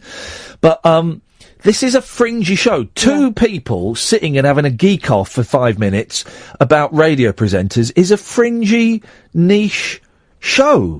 You know, sitting and having someone find out pretending to be, well, not even pretending to be Frank Sidebottom, being announcing themselves as a Frank Sidebottom impersonator. You can't get much more niche than that, man. Yeah, but it's variety, isn't it? And thank goodness there's something else, because I don't know what I would listen to at this time of night. No, well, 0844 499 1000. Me and Kath are going to sit here and chat. If you want to interrupt the chat, you can do. Just because we're talking doesn't mean that you can't call in. I know we've got lots of people around the world on... someone's mentioned that. Yeah, we're talking about proper radio stations, Chelsea. Not ones done in, you know, their nan's spare bedroom. Some proper radio stations. If you want to interrupt the talking, you're more than welcome to. Otherwise, we will just sit here and chat. 0844 499 1000. I'm Iain Lee. This is Talk Radio. Okay, calls straight to air tonight. That can be as structured or as unstructured as you want. Basically, you call up. I see a line flashing. I touch the screen. I say, line 1, you're on the wireless. Hi, sorry guys, hang on, get so quiet, hang on a sec. Essentially Lee just put his finger right on something which, strange enough, I'm setting myself a business as a radio consultancy. I've certainly got a few things to say. I can't hear what you're saying, man. Sorry, hang on, I get this quiet, hang on. No, it's not the noise, it's your voice is echoing. Sorry, I'm just on a mobile, I've got this quiet. Whoa, hang on. Take us off speakerphone. Sorry, can you hear me now?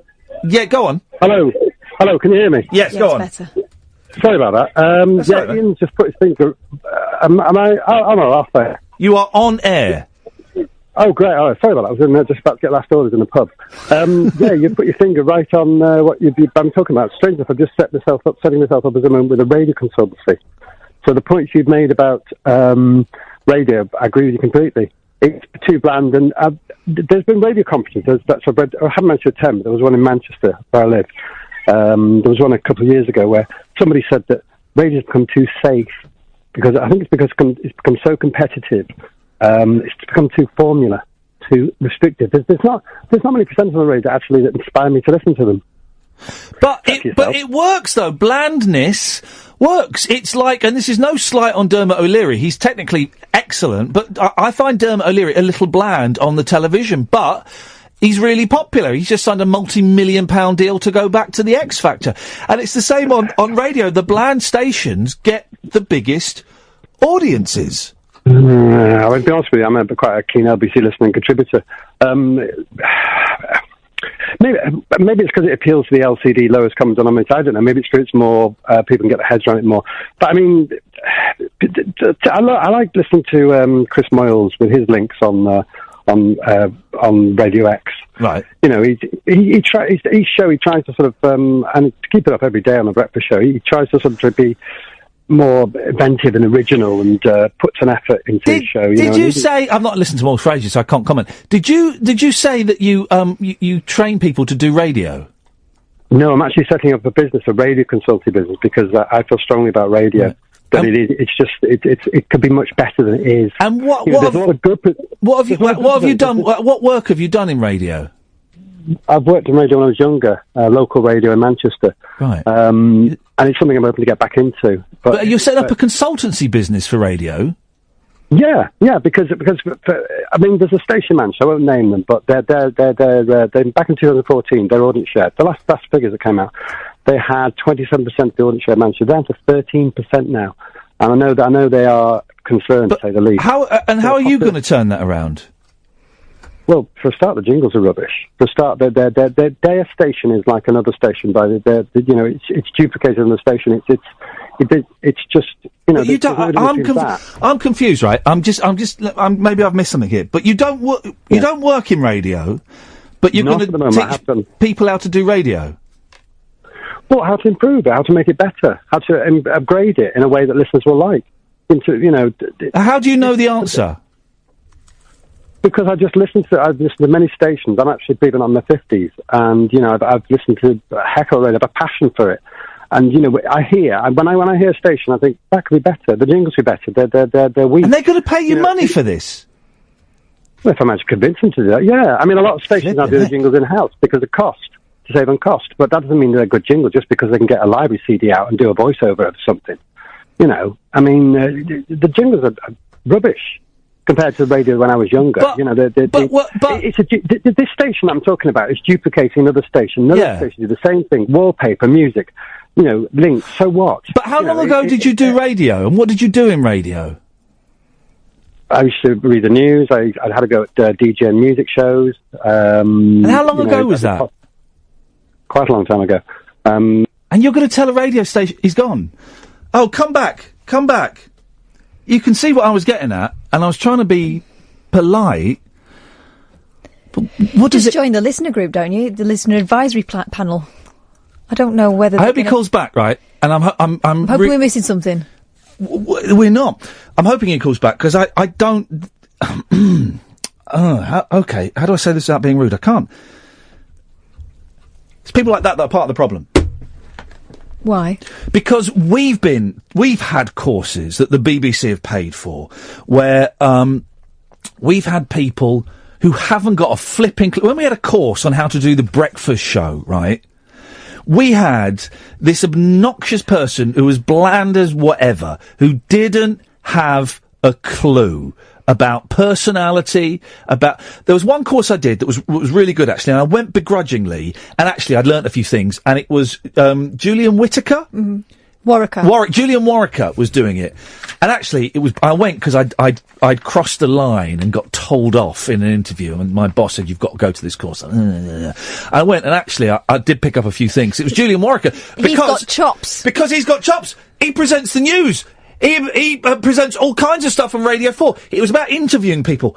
He interviews people on a daily basis. He interviews people in the street. He interviews politicians. He interviews he interviews all these people, right? And he had a thing or two to say. And actually, I came away begrudgingly going, actually, I did learn a couple of things. And I did. And after that, I won an award. Which in Ian languages is I was quite impressed. Yeah. But maybe I'm wrong on this, guys. 0844 499 1000. Maybe you don't have to work in radio to be able to tell people that radio's not good. Perhaps working in radio makes it harder to do that. So maybe he's got a point. But the way he was speaking, it felt like a suit. Let me tell you something. Uh-oh, guys. Cass getting serious. I find it really difficult to take advice from people who've not done it. But he has done it. Well, He did the news and he had a go at being a music DJ. He had a go at being a music DJ. I would find it really hard to take advice from someone who's not done it this century. This is the problem with the BBC. I love the BBC, by the way, despite the fact that they ripped down my pants, bent me over and shafted me. And by the way, Ed Kimball, the first original winner of the Great British Bake Off, congratulated me on my stance in defending homosexuality. Thank you. As any sane-minded person would do. But I do love the BBC. It's flawed, but I love it, right? But a lot of the problems were these courses were taken. We've got a call, which I'll go to in a second. These courses are taken, and the people in management at the BBC have often never made TV or radio programmes. And so why are you telling me... When I got the boot, 6 months later, the BBC Trust made a report, right, which didn't tally with anything that actually happened. And one day, when everyone's dead, and they won't demand the money back off me that I got when I signed the NDA, I'll tell everyone what actually happened. But... Could I say? Because I've not signed anything. You've not signed anything, so you could say. But the BBC wrote this report saying that Iain's style was combative and would frighten people off from calling in. Well, no, it didn't, though, did it? I've done about 7,000 hours, literally, about 7,000 hours of phone-in radio. Are you the same Iain Lee that won the Sony Award? I won them 3 awards for a phone-in radio show. I've got a feeling that gentleman's battery may have died and won't call back, but let's see. Line 1, you're on the wireless. Hip, hip, hip, sir. Hip, hip, hip. How you doing? Yeah, I'm good. I'm really good, thank you. I'm worried about that radio station, but never mind. Nothing to do with me.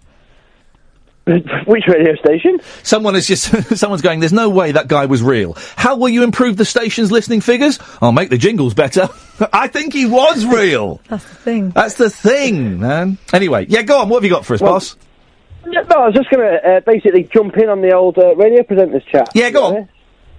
I think I come from the same school as you guys, really. Like Tommy Boyd, absolute hero of mine growing up. Like the old talk radio lineup, in general, I grew up with listening to. But would you have ever at night. Would you have ever rung him? Because I used to find him terrifying. I thought he was great, but I would have been terrified to ring him up. Oh, Tommy! Oh, I've rung him a few times. Did you? Yeah, as like a teenager. Gosh, brave.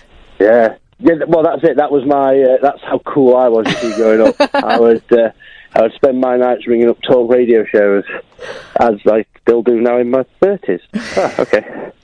But yeah, no, I was saying, James Whale as well, in Evening, I really liked. And he was, Ian was asking about sort of modern people doing it. I reckon, does he ever listen to any Ollie Mann, who did that Answer Me This podcast?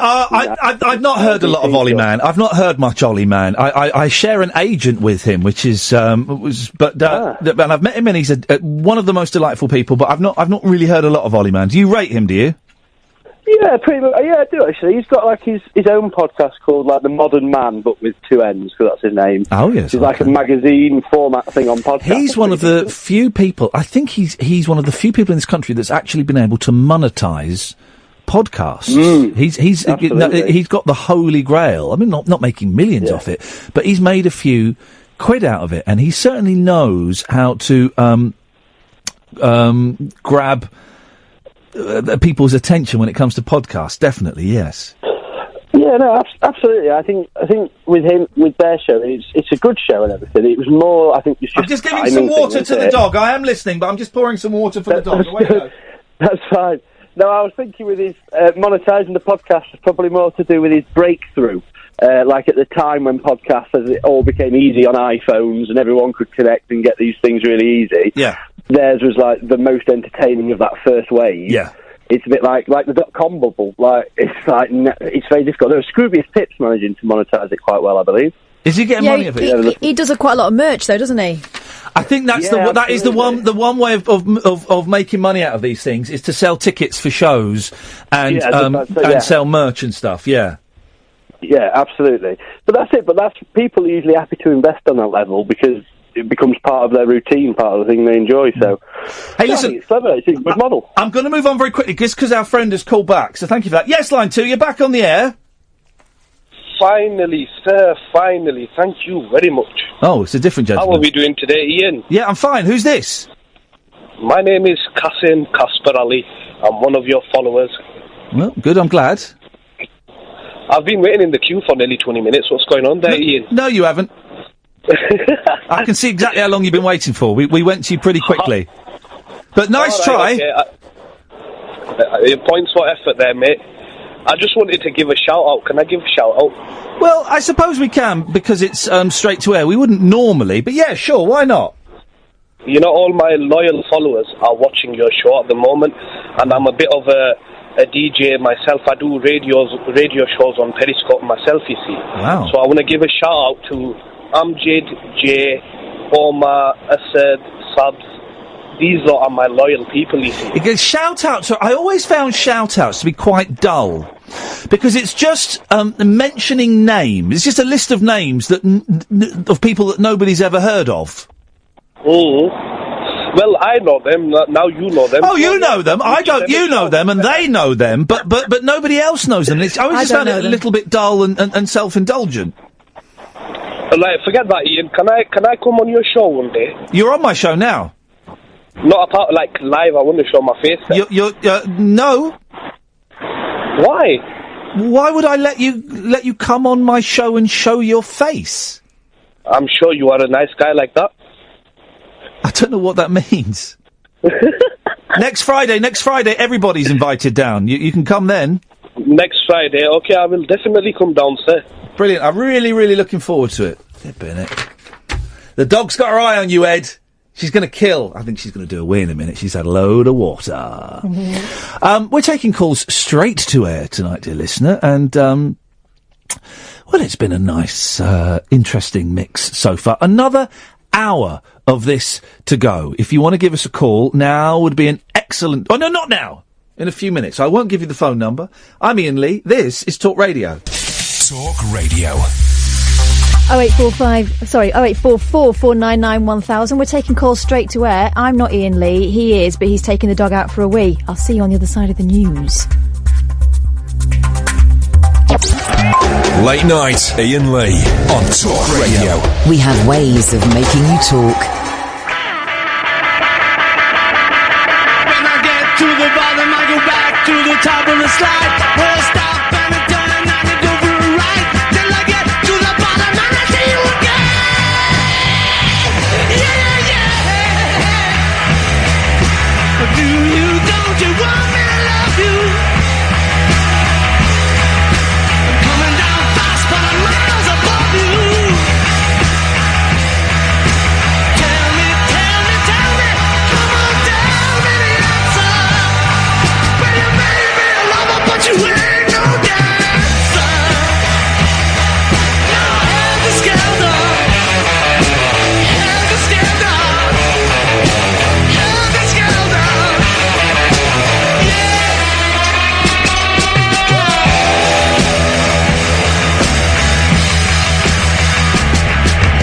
Will you, won't you want me to make you? I'm coming down fast, but don't let me break you. Tell me the answer. No, baby, I know, but you ain't no dancer. Look out! Helter skelter, helter skelter, helter skelter.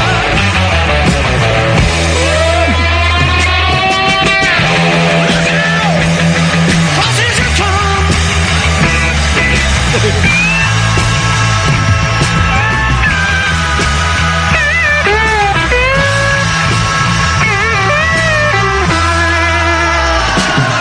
When I get to the bottom, I go back to the top of the slide, and I stop and I turn and I go for a ride, and I get to the bottom and I see you again. Yeah. But do you, don't you want me to make you?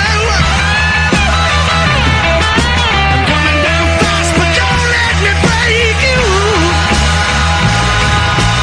Tell me your answer. You may be a lover, but you ain't no dancer. Look out, helter skelter, helter skelter, helter skelter. Look out,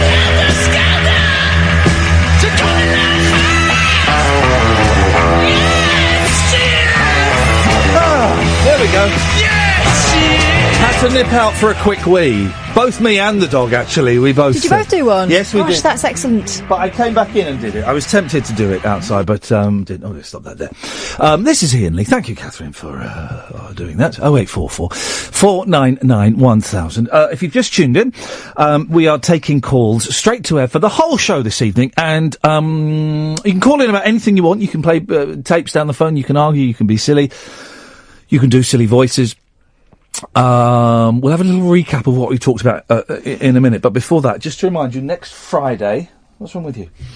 Next Friday, the 2nd of September, it's open door policy. So basically, we're going to be doing the show downstairs, in kind of like, there's a sort of lobby type room where Virgin do their sessions, and we're going to do the show from there. And you're all welcome to come along. There won't be seats. You'll be sitting on the floor unless you you can bring a note from your mum saying you need a seat. We'll have about half a dozen seats. The rest of you will have to sit on the floor, I'm afraid, Or bring guys. a cushion. Yeah, bring a cushion. And that we'll do the show from there. The Rocking Birds can't make it. They are going to come on another show. They can't make next Friday, but we've got Pete Heat, the magician, coming on. And it'll still be a phone-in show, so people can phone in and we'll periscope it. And don't bring booze, don't bring drugs, don't bring weapons. No, don't bring weapons. And if there's any sign of any argy-bargy and we ask you to leave, you've got to go. And we will have the majority of people will be on our side and they will enforce that. So, now though, it's call straight to air. 0844 499 1000, 7 pence per minute plus access charge, a bit more from some mobiles. Line 1, you're on the wireless. Swing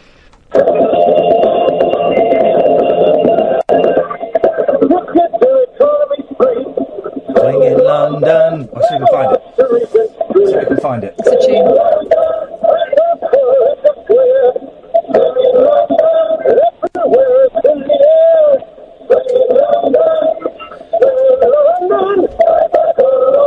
So I can do it.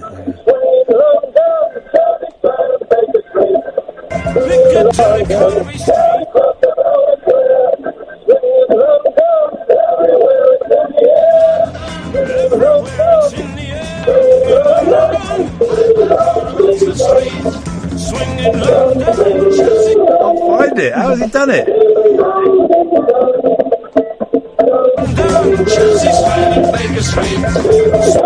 I've lost it totally.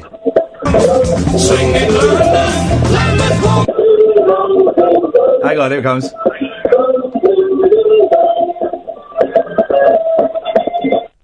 He's playing a funny edit of it. He was playing an edit of... You were playing an edit of that, and you know you were. They're Swedish, this band. The Hazy Osterwald Jet Set. Obviously never been to London in his life, Hazy. Line 1, you're on the wireless.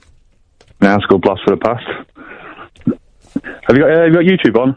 Have I got YouTube on? I can have you... I've got YouTube on, yes, sir. Right, hang on, let me get in character. Good evening and welcome to a very special edition of Karaoke Session!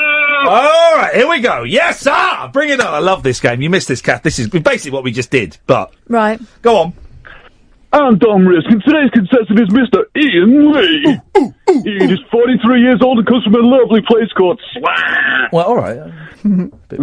It's true. I grew up... Now, it says here something amusing happened to you once in Safeways. Why do you tell the boys and girls all about it?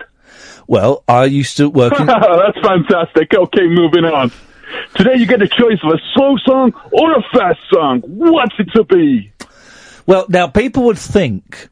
An amateur would think that a slow song was easier to do, but I'm going for the fast song.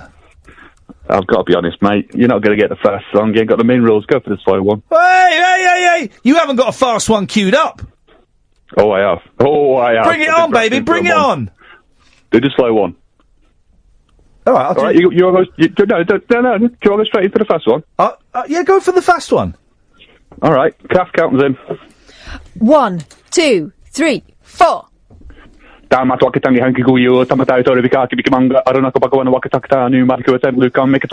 do the slow. Hey, fair play. Well, I mean, that is... Play. Hey, someone. Learning that. Yeah, well done. Can you do it again? Mata Wakatangi Henkuyu, Tamatau, Toribikaki Bigimanga, Aranakopakawana Wakatakatanu, Madikuatan, Lukan Mikadora. All right, okay. Impressed. I'm not so impressed the second time, actually. I am. No, I'm not. Well, go on, then. The second time was a bit stupid. All right, guys, let's have the slow song then. All right, you ready? Hang on. Laura and Tommy were lovers. He wanted to give her everything. What? Flowers, presents, and most of all, a wedding ring. He saw a sign for a stock car race. $1,000 prize it read. He couldn't get Laura on the phone. Oh, okay. So to her mother, Tommy said, tell Laura I love her. Keep going. Tell Laura I need her. Tell Laura I may be late. Have something to do. The internet is slowing me down. Keep going. That cannot wait. He drove his car to the racing ground. He was the youngest driver there, and the crowd roared as they started the race. You're really slow at this. Oh, no one knows what happened that day. How his car overturned in flames. But as they from the twisted wreck with his dying breath, You ready? Here we go. Tell Laura I love her. Tell Laura I need her. Tell Laura not to cry. My love for her will never die. Thanks very much. Thanks, Sam. Good. You don't get songs like that about people dying in car crashes anymore. Oh, look, she's tired now. Look, you tired, love? You tired, little girl? You have a little sleep. You don't get many songs about people dying in car crashes anymore. I'm trying to think the. Oh, there was an awful one recently. Oh yeah. Something about I didn't see that coming or something. It was called. Huh? There was a thing, and it starts out really nice, and I went out one day and I met this girl and fell mad in love with her. And I didn't see that coming or something, and then it goes on, and then the cancer comes back. I didn't see that coming, and she carks it. You didn't see that coming. How many songs are there about cancer? Loads. Isn't there one called Honey? Honey, come back. I just can't take. No, that's not about cancer. No, about cancer. And then, of course, you've got Sting's Fields of Gold. That's now about cancer. Is it? Well, kind of got used by the Cancer Research Campaign, didn't it? And now every time... Well, good for them. Yeah, of course, and it's Good an for them. excellent charity. Has Sting stopped acting? Because Sting, for a while, was an actor. Do you remember that? Yes. He was in a television movie version of Brimstone and Treacle. Wasn't he where he plays the devil and he rapes a Down syndrome girl. Not Down syndrome, she's severely disabled, and it cures her. It's not Bleasdale. Is it Potter? Is it not Harry Potter? Who's Dennis Potter? I think it's Dennis Potter, Brimstone and Treacle. Blimey. Yeah, Bleak. Wasn't he in Baron Munchausen as one of the soldiers? That was Eric Idle. No. Line 1, you're on the wireless.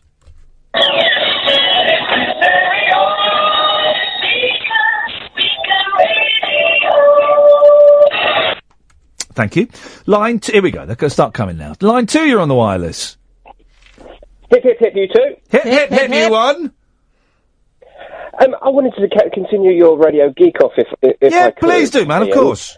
Anything goes. I'm a many years 3CR listener, so I remember Catherine and Ronnie, and Ronnie was one of my most favourite of all presenters of all time, really. But just a couple of names you haven't thrown into the pot that I grew up with was Robbie Vincent and his Nightline Pencil. I used to love listening to Robbie. I listened to a bit of Robbie Vincent actually when I was at college. And, a bit of Robbie Vincent. You and I are the same age, Ian, so we would have probably been... Here's one. Teenage years and... Here's one. The first call I ever made, prank call I ever made to a radio station was to Wild Al Kelly. Remember him? Oh. Vaguely. Wild, and I phoned up, and it was to do with Paul McCartney. And I was auditioning to be Paul McCartney's drummer or something, and it's me bashing the floor, me going, "Ooh, drums, yeah, drums." That's all I remember from it. I don't know. That's rubbish. Meat-free Mondays, yeah. Yeah. You can do it right now, please. But another guy I listened to was Dave Luddy. Do you remember Dave Luddy on LBC? He worked through the night, and he was just. I used to work at a hotel through the night, and I listened to Dave Luddy for probably 12 months, and he was just brilliant. I don't know Dave Luddy. No, I'm not aware of the name. He did a bit of I heard him through Wimbledon covering it for Talk Sport, covering the tennis. But yeah, he was brilliant. And not long after your departure from 3CR, I went to see Danny Baker, and he was in conversation with a chap called Robert in the Undercroft at the Leicester Square Theatre. Oh, right, yeah. And I actually asked a question to Danny about yourself. And why are all the best radio presenters not on the radio? You talk about Tommy Boyd and Danny's does a 2-hour show every week. But he kind of said, well, he didn't quite know where you could go next. This was obviously before this gig had come up, and there's just no personality on the radio anymore, is there? No, there's very little. I mean, the company line would be to say, but there's loads here at Talk, and there is some. Just unfortunately, some of it is Julia Hartley-Brewer. But John Holmes, I think, is very funny. But I don't. But we're about to be taken over. Who knows what's going to happen then? Whether I don't want to blow smoke, but your breakfast show with Catherine, Kelly and Justin, I was travelling from Stevenage to Milton Keynes every day, so I listened to lots of you guys. And it was a good team. It was a good little team, that was. It was a good little team, and we got left on our own until the bosses realised what was going on, and they clamped down on us, but it was a cracking little team. And it was perfect radio, and, I talked to Justin from time to time. But you just had it cracked. We always used to snigger that we were getting away with that on BBC local radio. We were getting away with that, and it was always a matter of time. Why can't they do that all over the country? Because they're scared. Every local radio station. They're scared. The BBC is scared. And, BBC is scared. And then I've got a friend who works in a really tiny little station, right? But he does a cracking job there. He's brilliant. And I said to him, do you know what? I'm at a loose end. If you want me to come up and do a Christmas show, I'd love to for free. Just do it for free. Be a laugh. And his boss said no, because they were scared that I was going to cause trouble or something. And it was, it would have been a nice little coup for them. And I listened to that interview you did that ultimately, was it live. And I'm sitting in my car nodding, and yeah, go on, Iain. That's exactly what we want to hear, mate. And the whole Penn School thing was just. Yeah.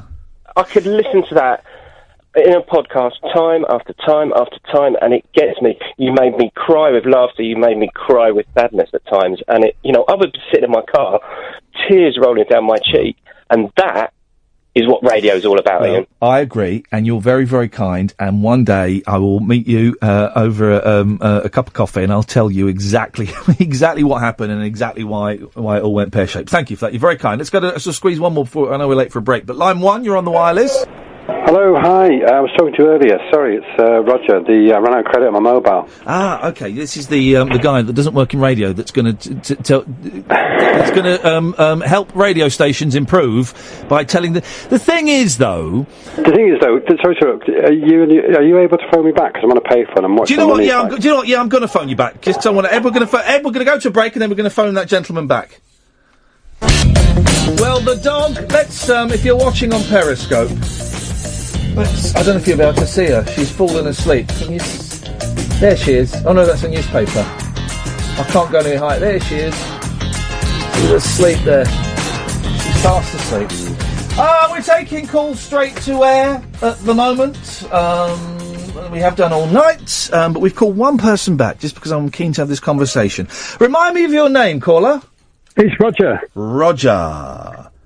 So, Roger, you're going to go to a radio station and tell them that they've not got many listeners because their jingles aren't very good. No, more than that. Because the jingles is that's nothing. The jingles are nothing. It's just part of it. That's just the start. I mean, the programming, right? As I was saying before, if you were to listen to that station and listen to another station with another name, the output is the same. Well, and what's the problem with that? He's gone again. Line 1, you're on the wireless.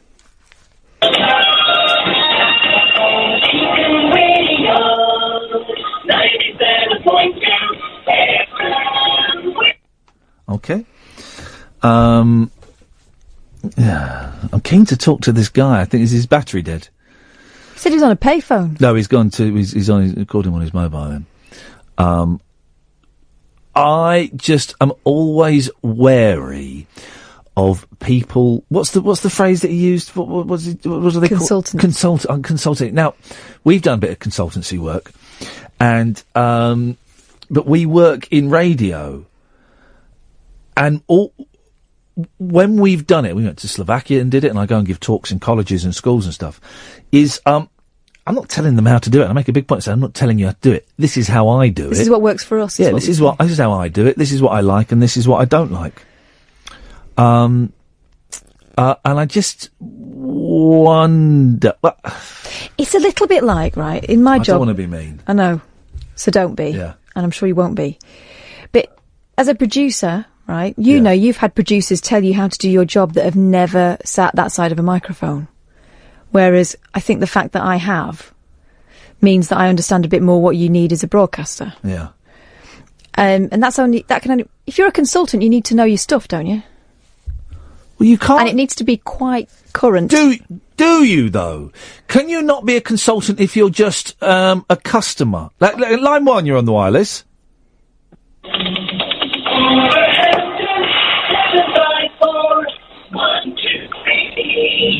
Okay. Yeah, you do need to be involved. It's like the Suits at the BBC telling you how to make a programme when they've never made a programme or haven't made a programme for 25 years. Yeah, of course They lose you straight away. When we were talking to those guys in Slovakia, we could tell the ones that didn't. Well, at first, they didn't know that we were already doing it. Right? And of course, you get herded into these team building exercises where everyone thinks, oh God, I could rather be doing something else. But the fact that someone is actually doing it makes a difference. Can you try Roger one more time? Because I'm really keen to talk to him. Because I want to find out what he'd do to this show. What he would suggest would improve, this show. Because, it's people. I'm trying to tread so carefully. It's people like Roger that I think are part of the problem with radio. Part of one of many problems with radio is people who don't know what they're doing, telling people how to do something. Did that sentence come out right? Line 1, you're on the wireless. Hello, Ian. My name is Barry Long Credit, and I think you're an absolute whack. Thank you very much. I ran out of credit. That's unfortunate, man. We're taking calls straight to air. You can call in about anything you want. We've kind of had a nice geeky chat about radio. The forums are going to love that. What else have we talked about? We're going to do a little. Oh, we're going to play we'll do after past. We'll play the clip of Howard Hughes that we talked about an hour and a half ago, because people keep tweeting me saying, play that clip of Howard. We'll do that after past. Remind me, because that is a cracking bit of radio. What about Galloway's throwing to commercial break in a way that I've never heard it ever before? It was wonderful. I've sent you a short clip and the long clip. Hang on a minute. Galloway really is something else. This is Galloway. Here we go. I'm going to talk to Lizzie in Gloucester later when I get past this break for capitalist messages. Capitalist messages. The thing is, I don't have a problem with the ads, or the live reads, or the competitions, or any of it, because it feeds my kids. More of it, please. You know, if the more ads we get, and we haven't had a live read for ages on here, but the more ads and the more live reads and the more. Hello. Oh, there's an update available. No thanks. Then the more successful we are. So I used to years ago, my purist thing would hate doing live reads and stuff. Now bring it on. It's feeding my kids. It's paying my mortgage. I'm more than happy to promote any companies that will put dollar into the talk radio pocket. Of course, I think we've lost Roger, which is a shame because well, maybe it's for the best because I didn't want to get mean spirited and it would have been very easy. He did get me a little bit angry. And I'm sure he's a really nice bloke. But, did get me a bit angry. This weekend, plans. My plans are, got the boys tomorrow, going to get them from the airport, which I'm very, very excited about. I have no idea. They'll probably be going to birthday parties. They're just every day seems to be a birthday party. People getting flipping born. Yeah. So we'll be doing that, and they will. I know they'll be back home at 10:30 tomorrow morning in the house, and the first thing they'll want to do, because it's all they've spoken to me about, particularly my youngest, when I've spoken to them, is play Lego Star Wars. That's it. How are you, son? You had a good time? Yeah. Daddy, when we come back, even if you're not in, can we play Lego Star Wars, please? Hey, come on, son. I've not seen you for 3 weeks. The thing is, they annoy you because they don't play it to your satisfaction. But they do. It's being a gamer, it's a frustrating thing watching two lads who've never played video games completely muff it up. They're going past important things. Oh, they go back. What are you going back for? You've been there. It's a story. You've got to progress. Go back. Oh, give it here. I'll do it. Right. No, I'll do this bit.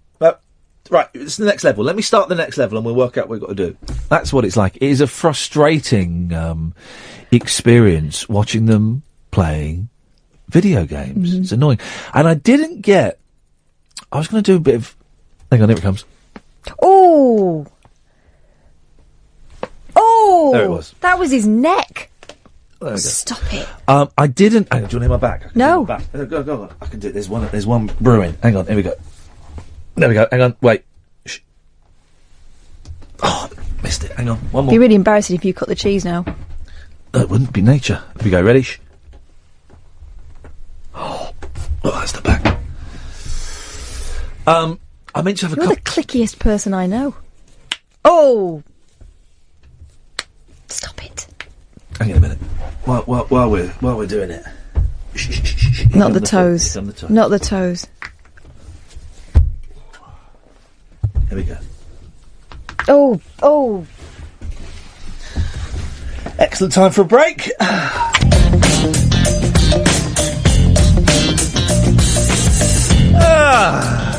The show is doing perfectly what it should be doing at 12:30 on a Friday night, in that it's kind of gently unwinding. It's been a long week. It's been a hot week. Is that the dog? Yeah, I'm blaming it on the dog. Oh, she's tired, poor little girl. It's been, I found this week emotionally fraught, if I'm honest. Missed the boys terribly. Had some real self-doubts about my ability to do my job and to do this job and to do life. And it's been weird being at home on my own for so long, and it'll be weird with people coming back in the home and disturbing, the routine that I've kind of gotten into. And it's, the pizza in your pants and that. I did that once. Yeah, I did actually do that. You've got to do it at least once. I did, do that once, but I bought bread and milk today for them. That's all you need, isn't it? I haven't got any butter, actually. No, I think. What have you been eating all week? Oh, not a lot, actually, because we've had no food in the fridge. Oh, I did some lamb yesterday. I found I defrosted some lamb. That's quite good. Well, I mean, just did it in a pan. But here's the thing, right? Because I'm only eating meat for a couple of years. I still don't know what bits of the meat. What bits of the portion in front of you are meant to eat, right, and what bits you are not meant to eat. So everything goes in my mouth. Right, well, the hard bits bones. Right, yeah, I know. They don't make that clear, but some of the white bits you can eat, and some of the white bits you can't I don't eat. really like the white bits. I found it a bit disappointing, actually. But no, I've been eating, so I had the expensive Chinese that was horrible. I've been eating out. I've not really been eating very healthily. I've been going out and having an odd sandwich at Cafe Nero. You've been buying it as and when? Yeah. And the cooker don't work. Well, the cooker's in two sections, and the bottom section doesn't work. The top section does, but it doesn't switch off. So we have to go to the mains, which is hidden behind it, to switch it on. And then it's a... What, a kerfuffle? Just order a pizza. Yeah, it is a kerfuffle. Really. What are we talking about? You camping at home. Oh, well, there was a point. There was some. Your week's been emotionally fraught. Oh yeah. Oh look. Yeah. Look, people can't see you, and we all know that you're the honey. So. The show is okay. This is where we're at. The show is gently unwinding. There's a call. Let me just quickly take this. Line 1, you're on the wireless.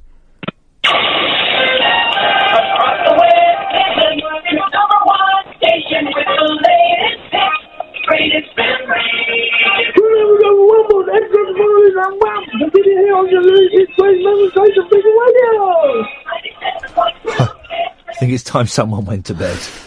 Before his mum tells him off. Line 2, you're on the wireless. Hello? Hello, hip, hip, hip. Hip, hip, hip.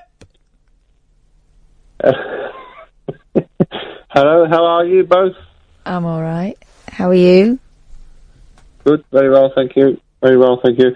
Iain, I think you're doing yourself a disservice by being on the radio and doing yourself down almost.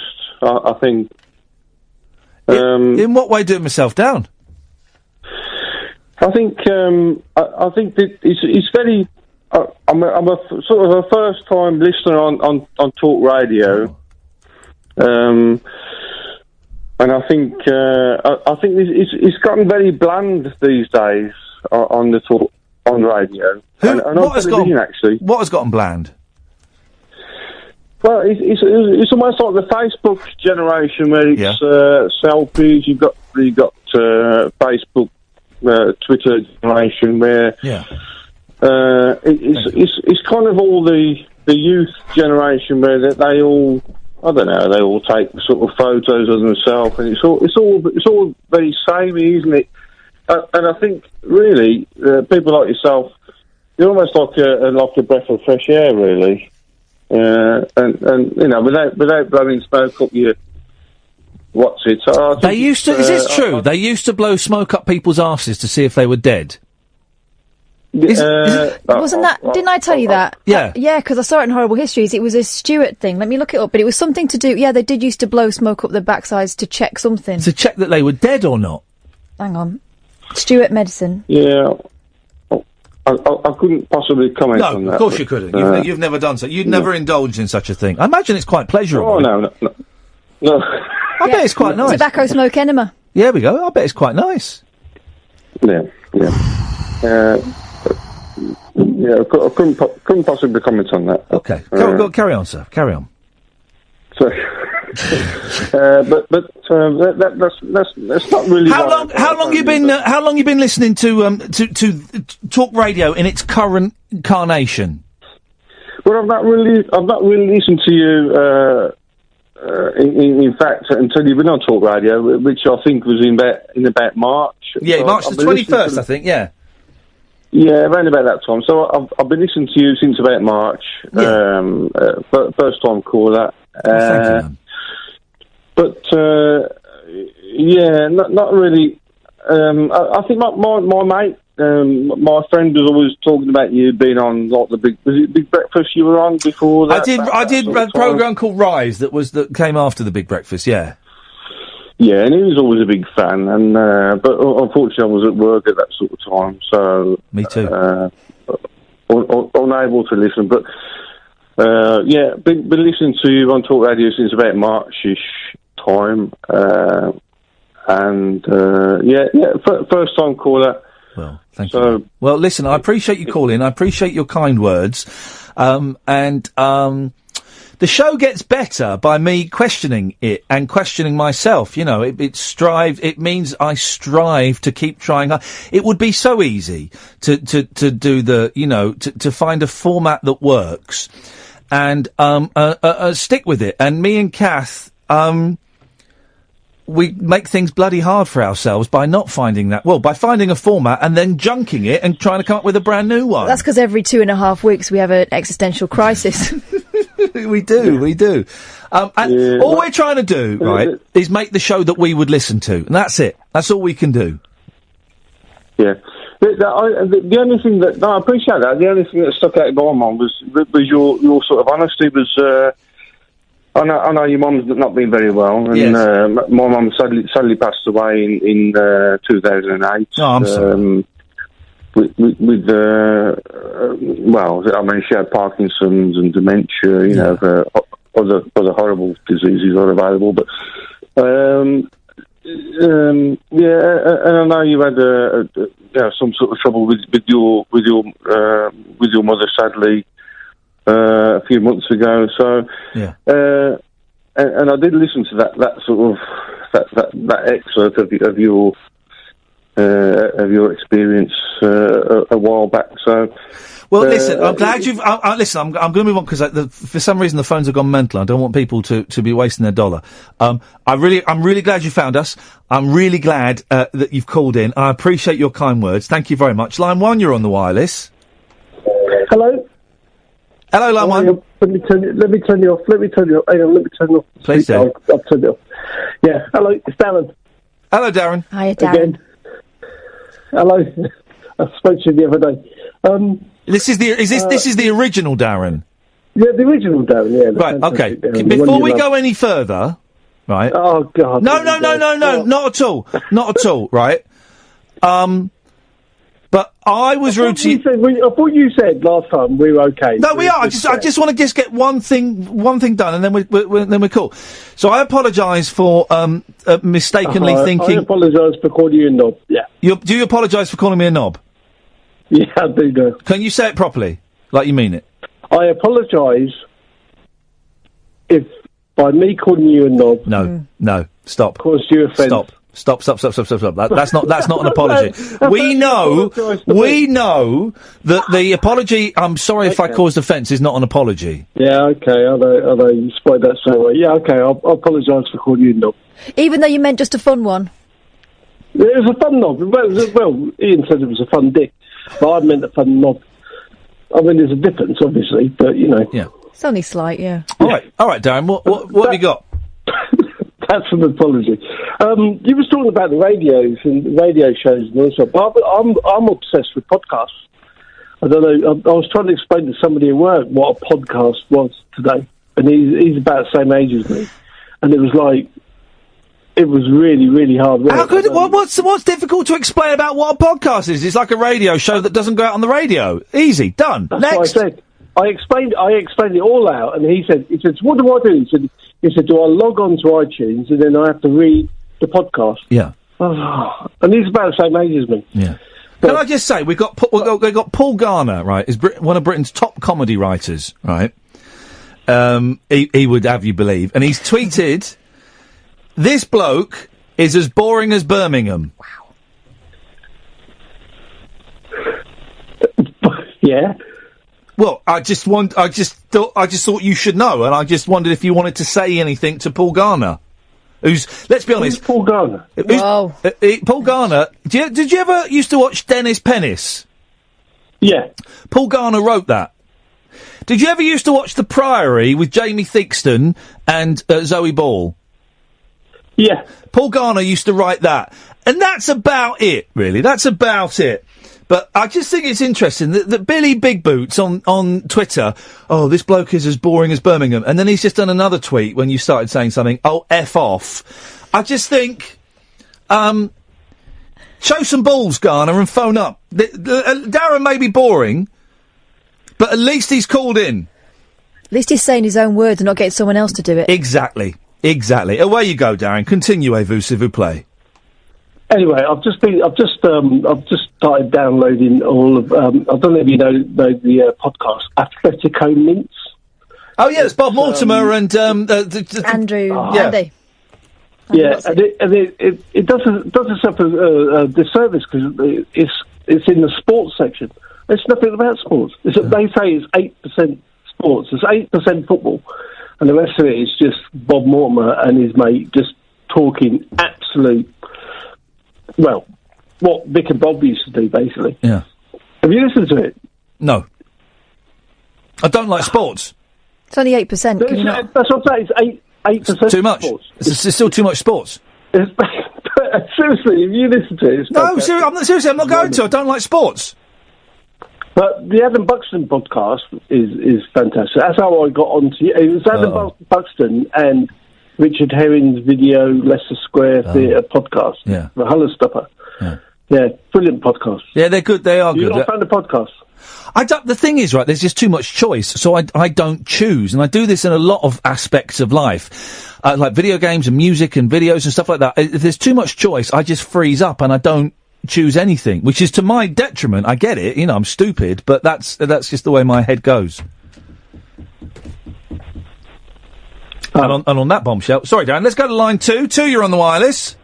Hello, sorry about that. My mobile ran out of power earlier. I'm having right challenges trying to maintain Roger, and you're going to be telling people how to do radio. You can't even communicate. Right, I'm Roger. back home now. What would you do? What would you do? Right, so you're going to, what's the word? Consult. You're going to consult with radio stations to make them better, even though you don't work in radio, but you did read the news once 20 years ago and had a go at being a DJ. A certain radio station which I have in mind. Okay. How would you make this show better? Tell me what you would do to make this show better. Well, I've only been listening to it as of tonight for the first time, so give me a chance. Well, to be honest, when the talk radio came on the air, but bear in mind it was on the air first in the 90s as Britain's first national talk radio station, it did have, correct if I'm wrong, as far as I remember, a free phone number to ring in. Right. And then they changed to a chargeable one. Now, quite a lot of presenters were up in arms about that. They weren't happy that it was a chargeable number. Bear in mind then, you didn't have... But you're not talking about the... But this is the thing, Roger. I know we got... I'm talking about the station as a whole. Yeah, no, okay, that's fine, right? And I agree. I think we should have a cheaper phone number, but that's a business decision, and that's fine, right? That's completely out of my hands. Okay, but Roger, my phone went out of credit earlier, and that's why it cut off. All right. So we should have a cheaper phone number so that your phone doesn't run out of credit. Right, okay. And it encourages callers But Roger, the two things you've mentioned, right? You've mentioned jingles and the phone number. Come on, man. Those things are minor compared to the content. That's the starting point. Well, no, it's not. If you're going in, right, as your starting point is, the jingles aren't very good. And that's the starting point in our conversations, what I was pointing out. But the actual programmes I was trying to mention before are the same as other stations. They're just run-of-the-mill, various music stations. You can go from that station to other stations. There are many others doing the same sort of thing, which is not and there's a lot of duplication of formats in radio. And as you were saying before, boring. You're boring. Boring. It works. No, but Roger, this is the thing, right? You're trying to captivate creative people, right? Yeah. In an industry that you don't work in, right? But you're being boring. For you at the moment, yes. But no, if you've got ideas and they're put down on paper and they can see they can work, they can be viable. You're going to show them bits of paper? No, I'm talking about just, no, I'm not going to. I'm talking about just ideas that, obviously I've got to put the ideas down. Give me the ideas then. Give me the ideas. Okay, well, but people in the, all due respect, people in the advertising industry, advertising agencies, they don't give away their ideas because ideas can be accessible and they can make money. So why should I sit here and give away ideas? Because you haven't got any. You've said you're going to change the jingles and change the phone number. I mean, another format. The station, the actual programs are generally just the same during all the day. But Roger, you don't. You don't work in the industry. You don't make radio shows. So why should anyone listen to you? That's not a problem. That's not a problem. Yes, it is. It is. It is a problem. Having worked in the BBC for 4 years and being spoken to and dictated to by people who don't make radio shows is one of the most frustrating and heartbreaking aspects of this industry.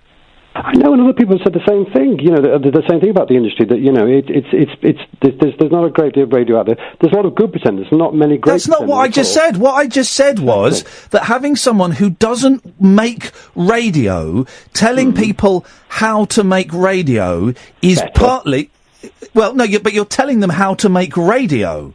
How to improve it. That's but you don't know how to make a radio show. You've never made a radio show. I have in the past. What did you do? Okay, but I understand your point you're trying to make. But no, if they see the ideas are viable and they think they're worth developing, like this particular station, they might consider. But so you're just talking about formats for shows? Yes, I'm talking about different types of shows. I'm talking about sort of the same sort of shows, the same sort of format of music played, pretty much. But why should anyone pay you money for those ideas? You don't make radio shows. You don't know if the ideas that you've got are viable concepts. You don't know if they're interesting. You don't know if people would want to present them, produce them, and listen to them. That's where the challenge of my business is. That's where I have to research and prove to a station that these. And how are you going to research it?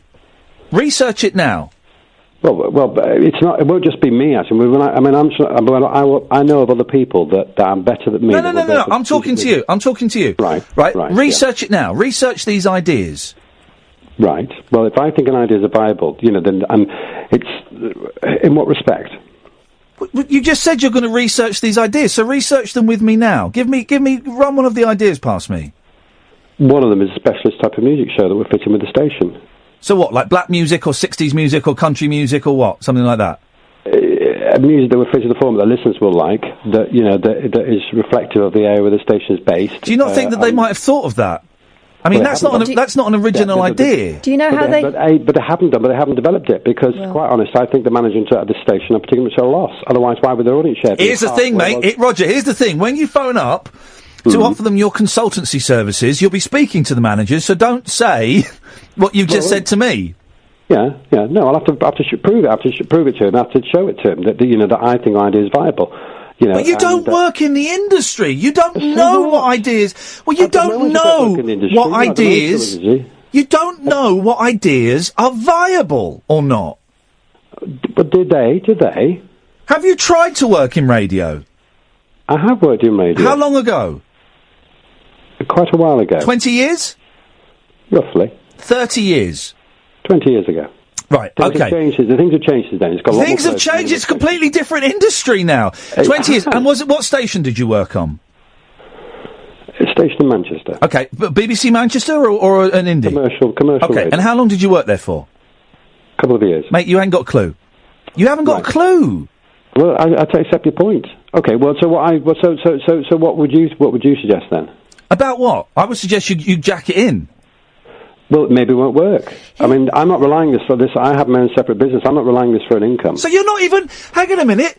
So you're not even passionate enough to throw your entire weight behind this. No, you're Man, radio needs to be passionate. It needs to be passionate people. I know Not it's about- chancers who just think that they played around with it 20 years ago, that think they know what they're doing because it might be a bit of fun. I understand that. Now, what I'm pointing out is I don't need to rely on this for income because I own my own separate self-employed business, which I've done very well from. Here's the thing. Can I say something constructive? Right. Yeah. Have you ever seen Digital Spy? It's full of people like you who listen to radio stations and think they can do better. I've actually, and okay, yes, quite honest, I was just discovered the other day, there's over 27,000 stations you can listen to around the world on internet radio. So radio's become incredibly competitive. Well, I didn't ask for the stats, but what I'm asking you is, why don't you just join a listener, advisory panel or something? If you want to change things for the better, coming from That is a very good point. This station doesn't have a listener advisory panel. The other station that has a great audience share does. Well, ask them to put one together or offer to organise it. As a presenter, Roger, right, having people talk to me and tell me how I can make my radio show better when they've had no experience or 2 years experience 20 years ago, it is the most frustrating, annoying, heartbreaking thing. Having someone like Julian Warwicker tell me how I might improve an interview, brilliant, fantastic, because he does it every flipping day. But having someone come in and offer consultancy services for cash, who doesn't even work in the industry, hasn't made a radio show, hasn't had to sit in front of a microphone for 3 hours with nothing and create 3 hours of magic, it's people like that are killing radio and are making it bland as hell. Right, well, I mean... You've said nothing in this conversation. You've said nothing in this conversation that has painted a picture, that has made my heart sing, that you've expressed no passion. No passion! Well, I'll talk at 7 minutes to 1 in the morning. I mean, yeah, exactly. I'm being passionate at 7 minutes to 1 in the morning. Good, wonderful. That's fantastic. Thank you. And I think that's one of the many reasons probably why you're on the station. Don't do it. Please don't do it. Please don't do it. You've got a business that's successful. Stick with that. Seriously, man, because it makes my job. It makes my job harder having people like you going around consulting for radio. It makes my job harder. In what respect? Because I've got to work harder to pump more colour into the atmosphere. And you could do with more callers if they had an 0345 number instead of 0844. I get plenty of callers. The show is full of callers. Good. And that kind of not wall-to-wall callers like LBC, but should I compare? Okay. Well, no, because this station is 6 months old, man. This station is 6 months old, and the DAB spread isn't across the entire country where it is for LBC, which has been going for 43 years. Yeah, I agree. It should be a different phone number, but it's not. So we have to work around that. And it's people like you that suck the colour. You suck the colour out of radio, and it means I've got to swim upstream even harder. I think there's some great presenters on talk radio, and they're working very hard. We're not talking about that. We're not talking about the presenters on radio. Please, man, you've got a business that's really successful. Stick with that. I am begging you. I am begging you. Don't go into radio consultancy. There's no way I'm going to give up my daytime business. That is the bread and butter. That is, what pays the rent. And that says it all, Roger. Don't go into radio consultancy. I am begging you. If I was in a room, right, and they brought you in to consult for me, I would get up and walk out, man. Well, that's fair enough. I mean, I can, you can't please all the people all the time. Okay. And all right, right. I understand the point you're making. I'm going into a whole area that's new. Okay, maybe I'm going into a den of lions. Why don't you go and teach people how to fly aeroplanes? You've been on an aeroplane, yeah? Exactly. You've been on an aeroplane. Teach people how to fly aeroplanes. You've got the same experience as you have for working in radio. I get the point you're making. Exactly. I don't have a problem with that. Thanks for calling, Roger. Thank you. No. Right, well, that's the end of the show. Paul Garner's been drinking, I think. He sent them abusive messages. Thank you, everyone. Thank you, Ed. Thank you, Catherine. Back on Monday at 10 o'clock. Don't forget, next Friday, you can all rock up to the studio. And that shall be a lot of fun. Until then, from me and Lara, ta-ta. Across the UK, online and on DAB. Talk Radio. We'll get you talking.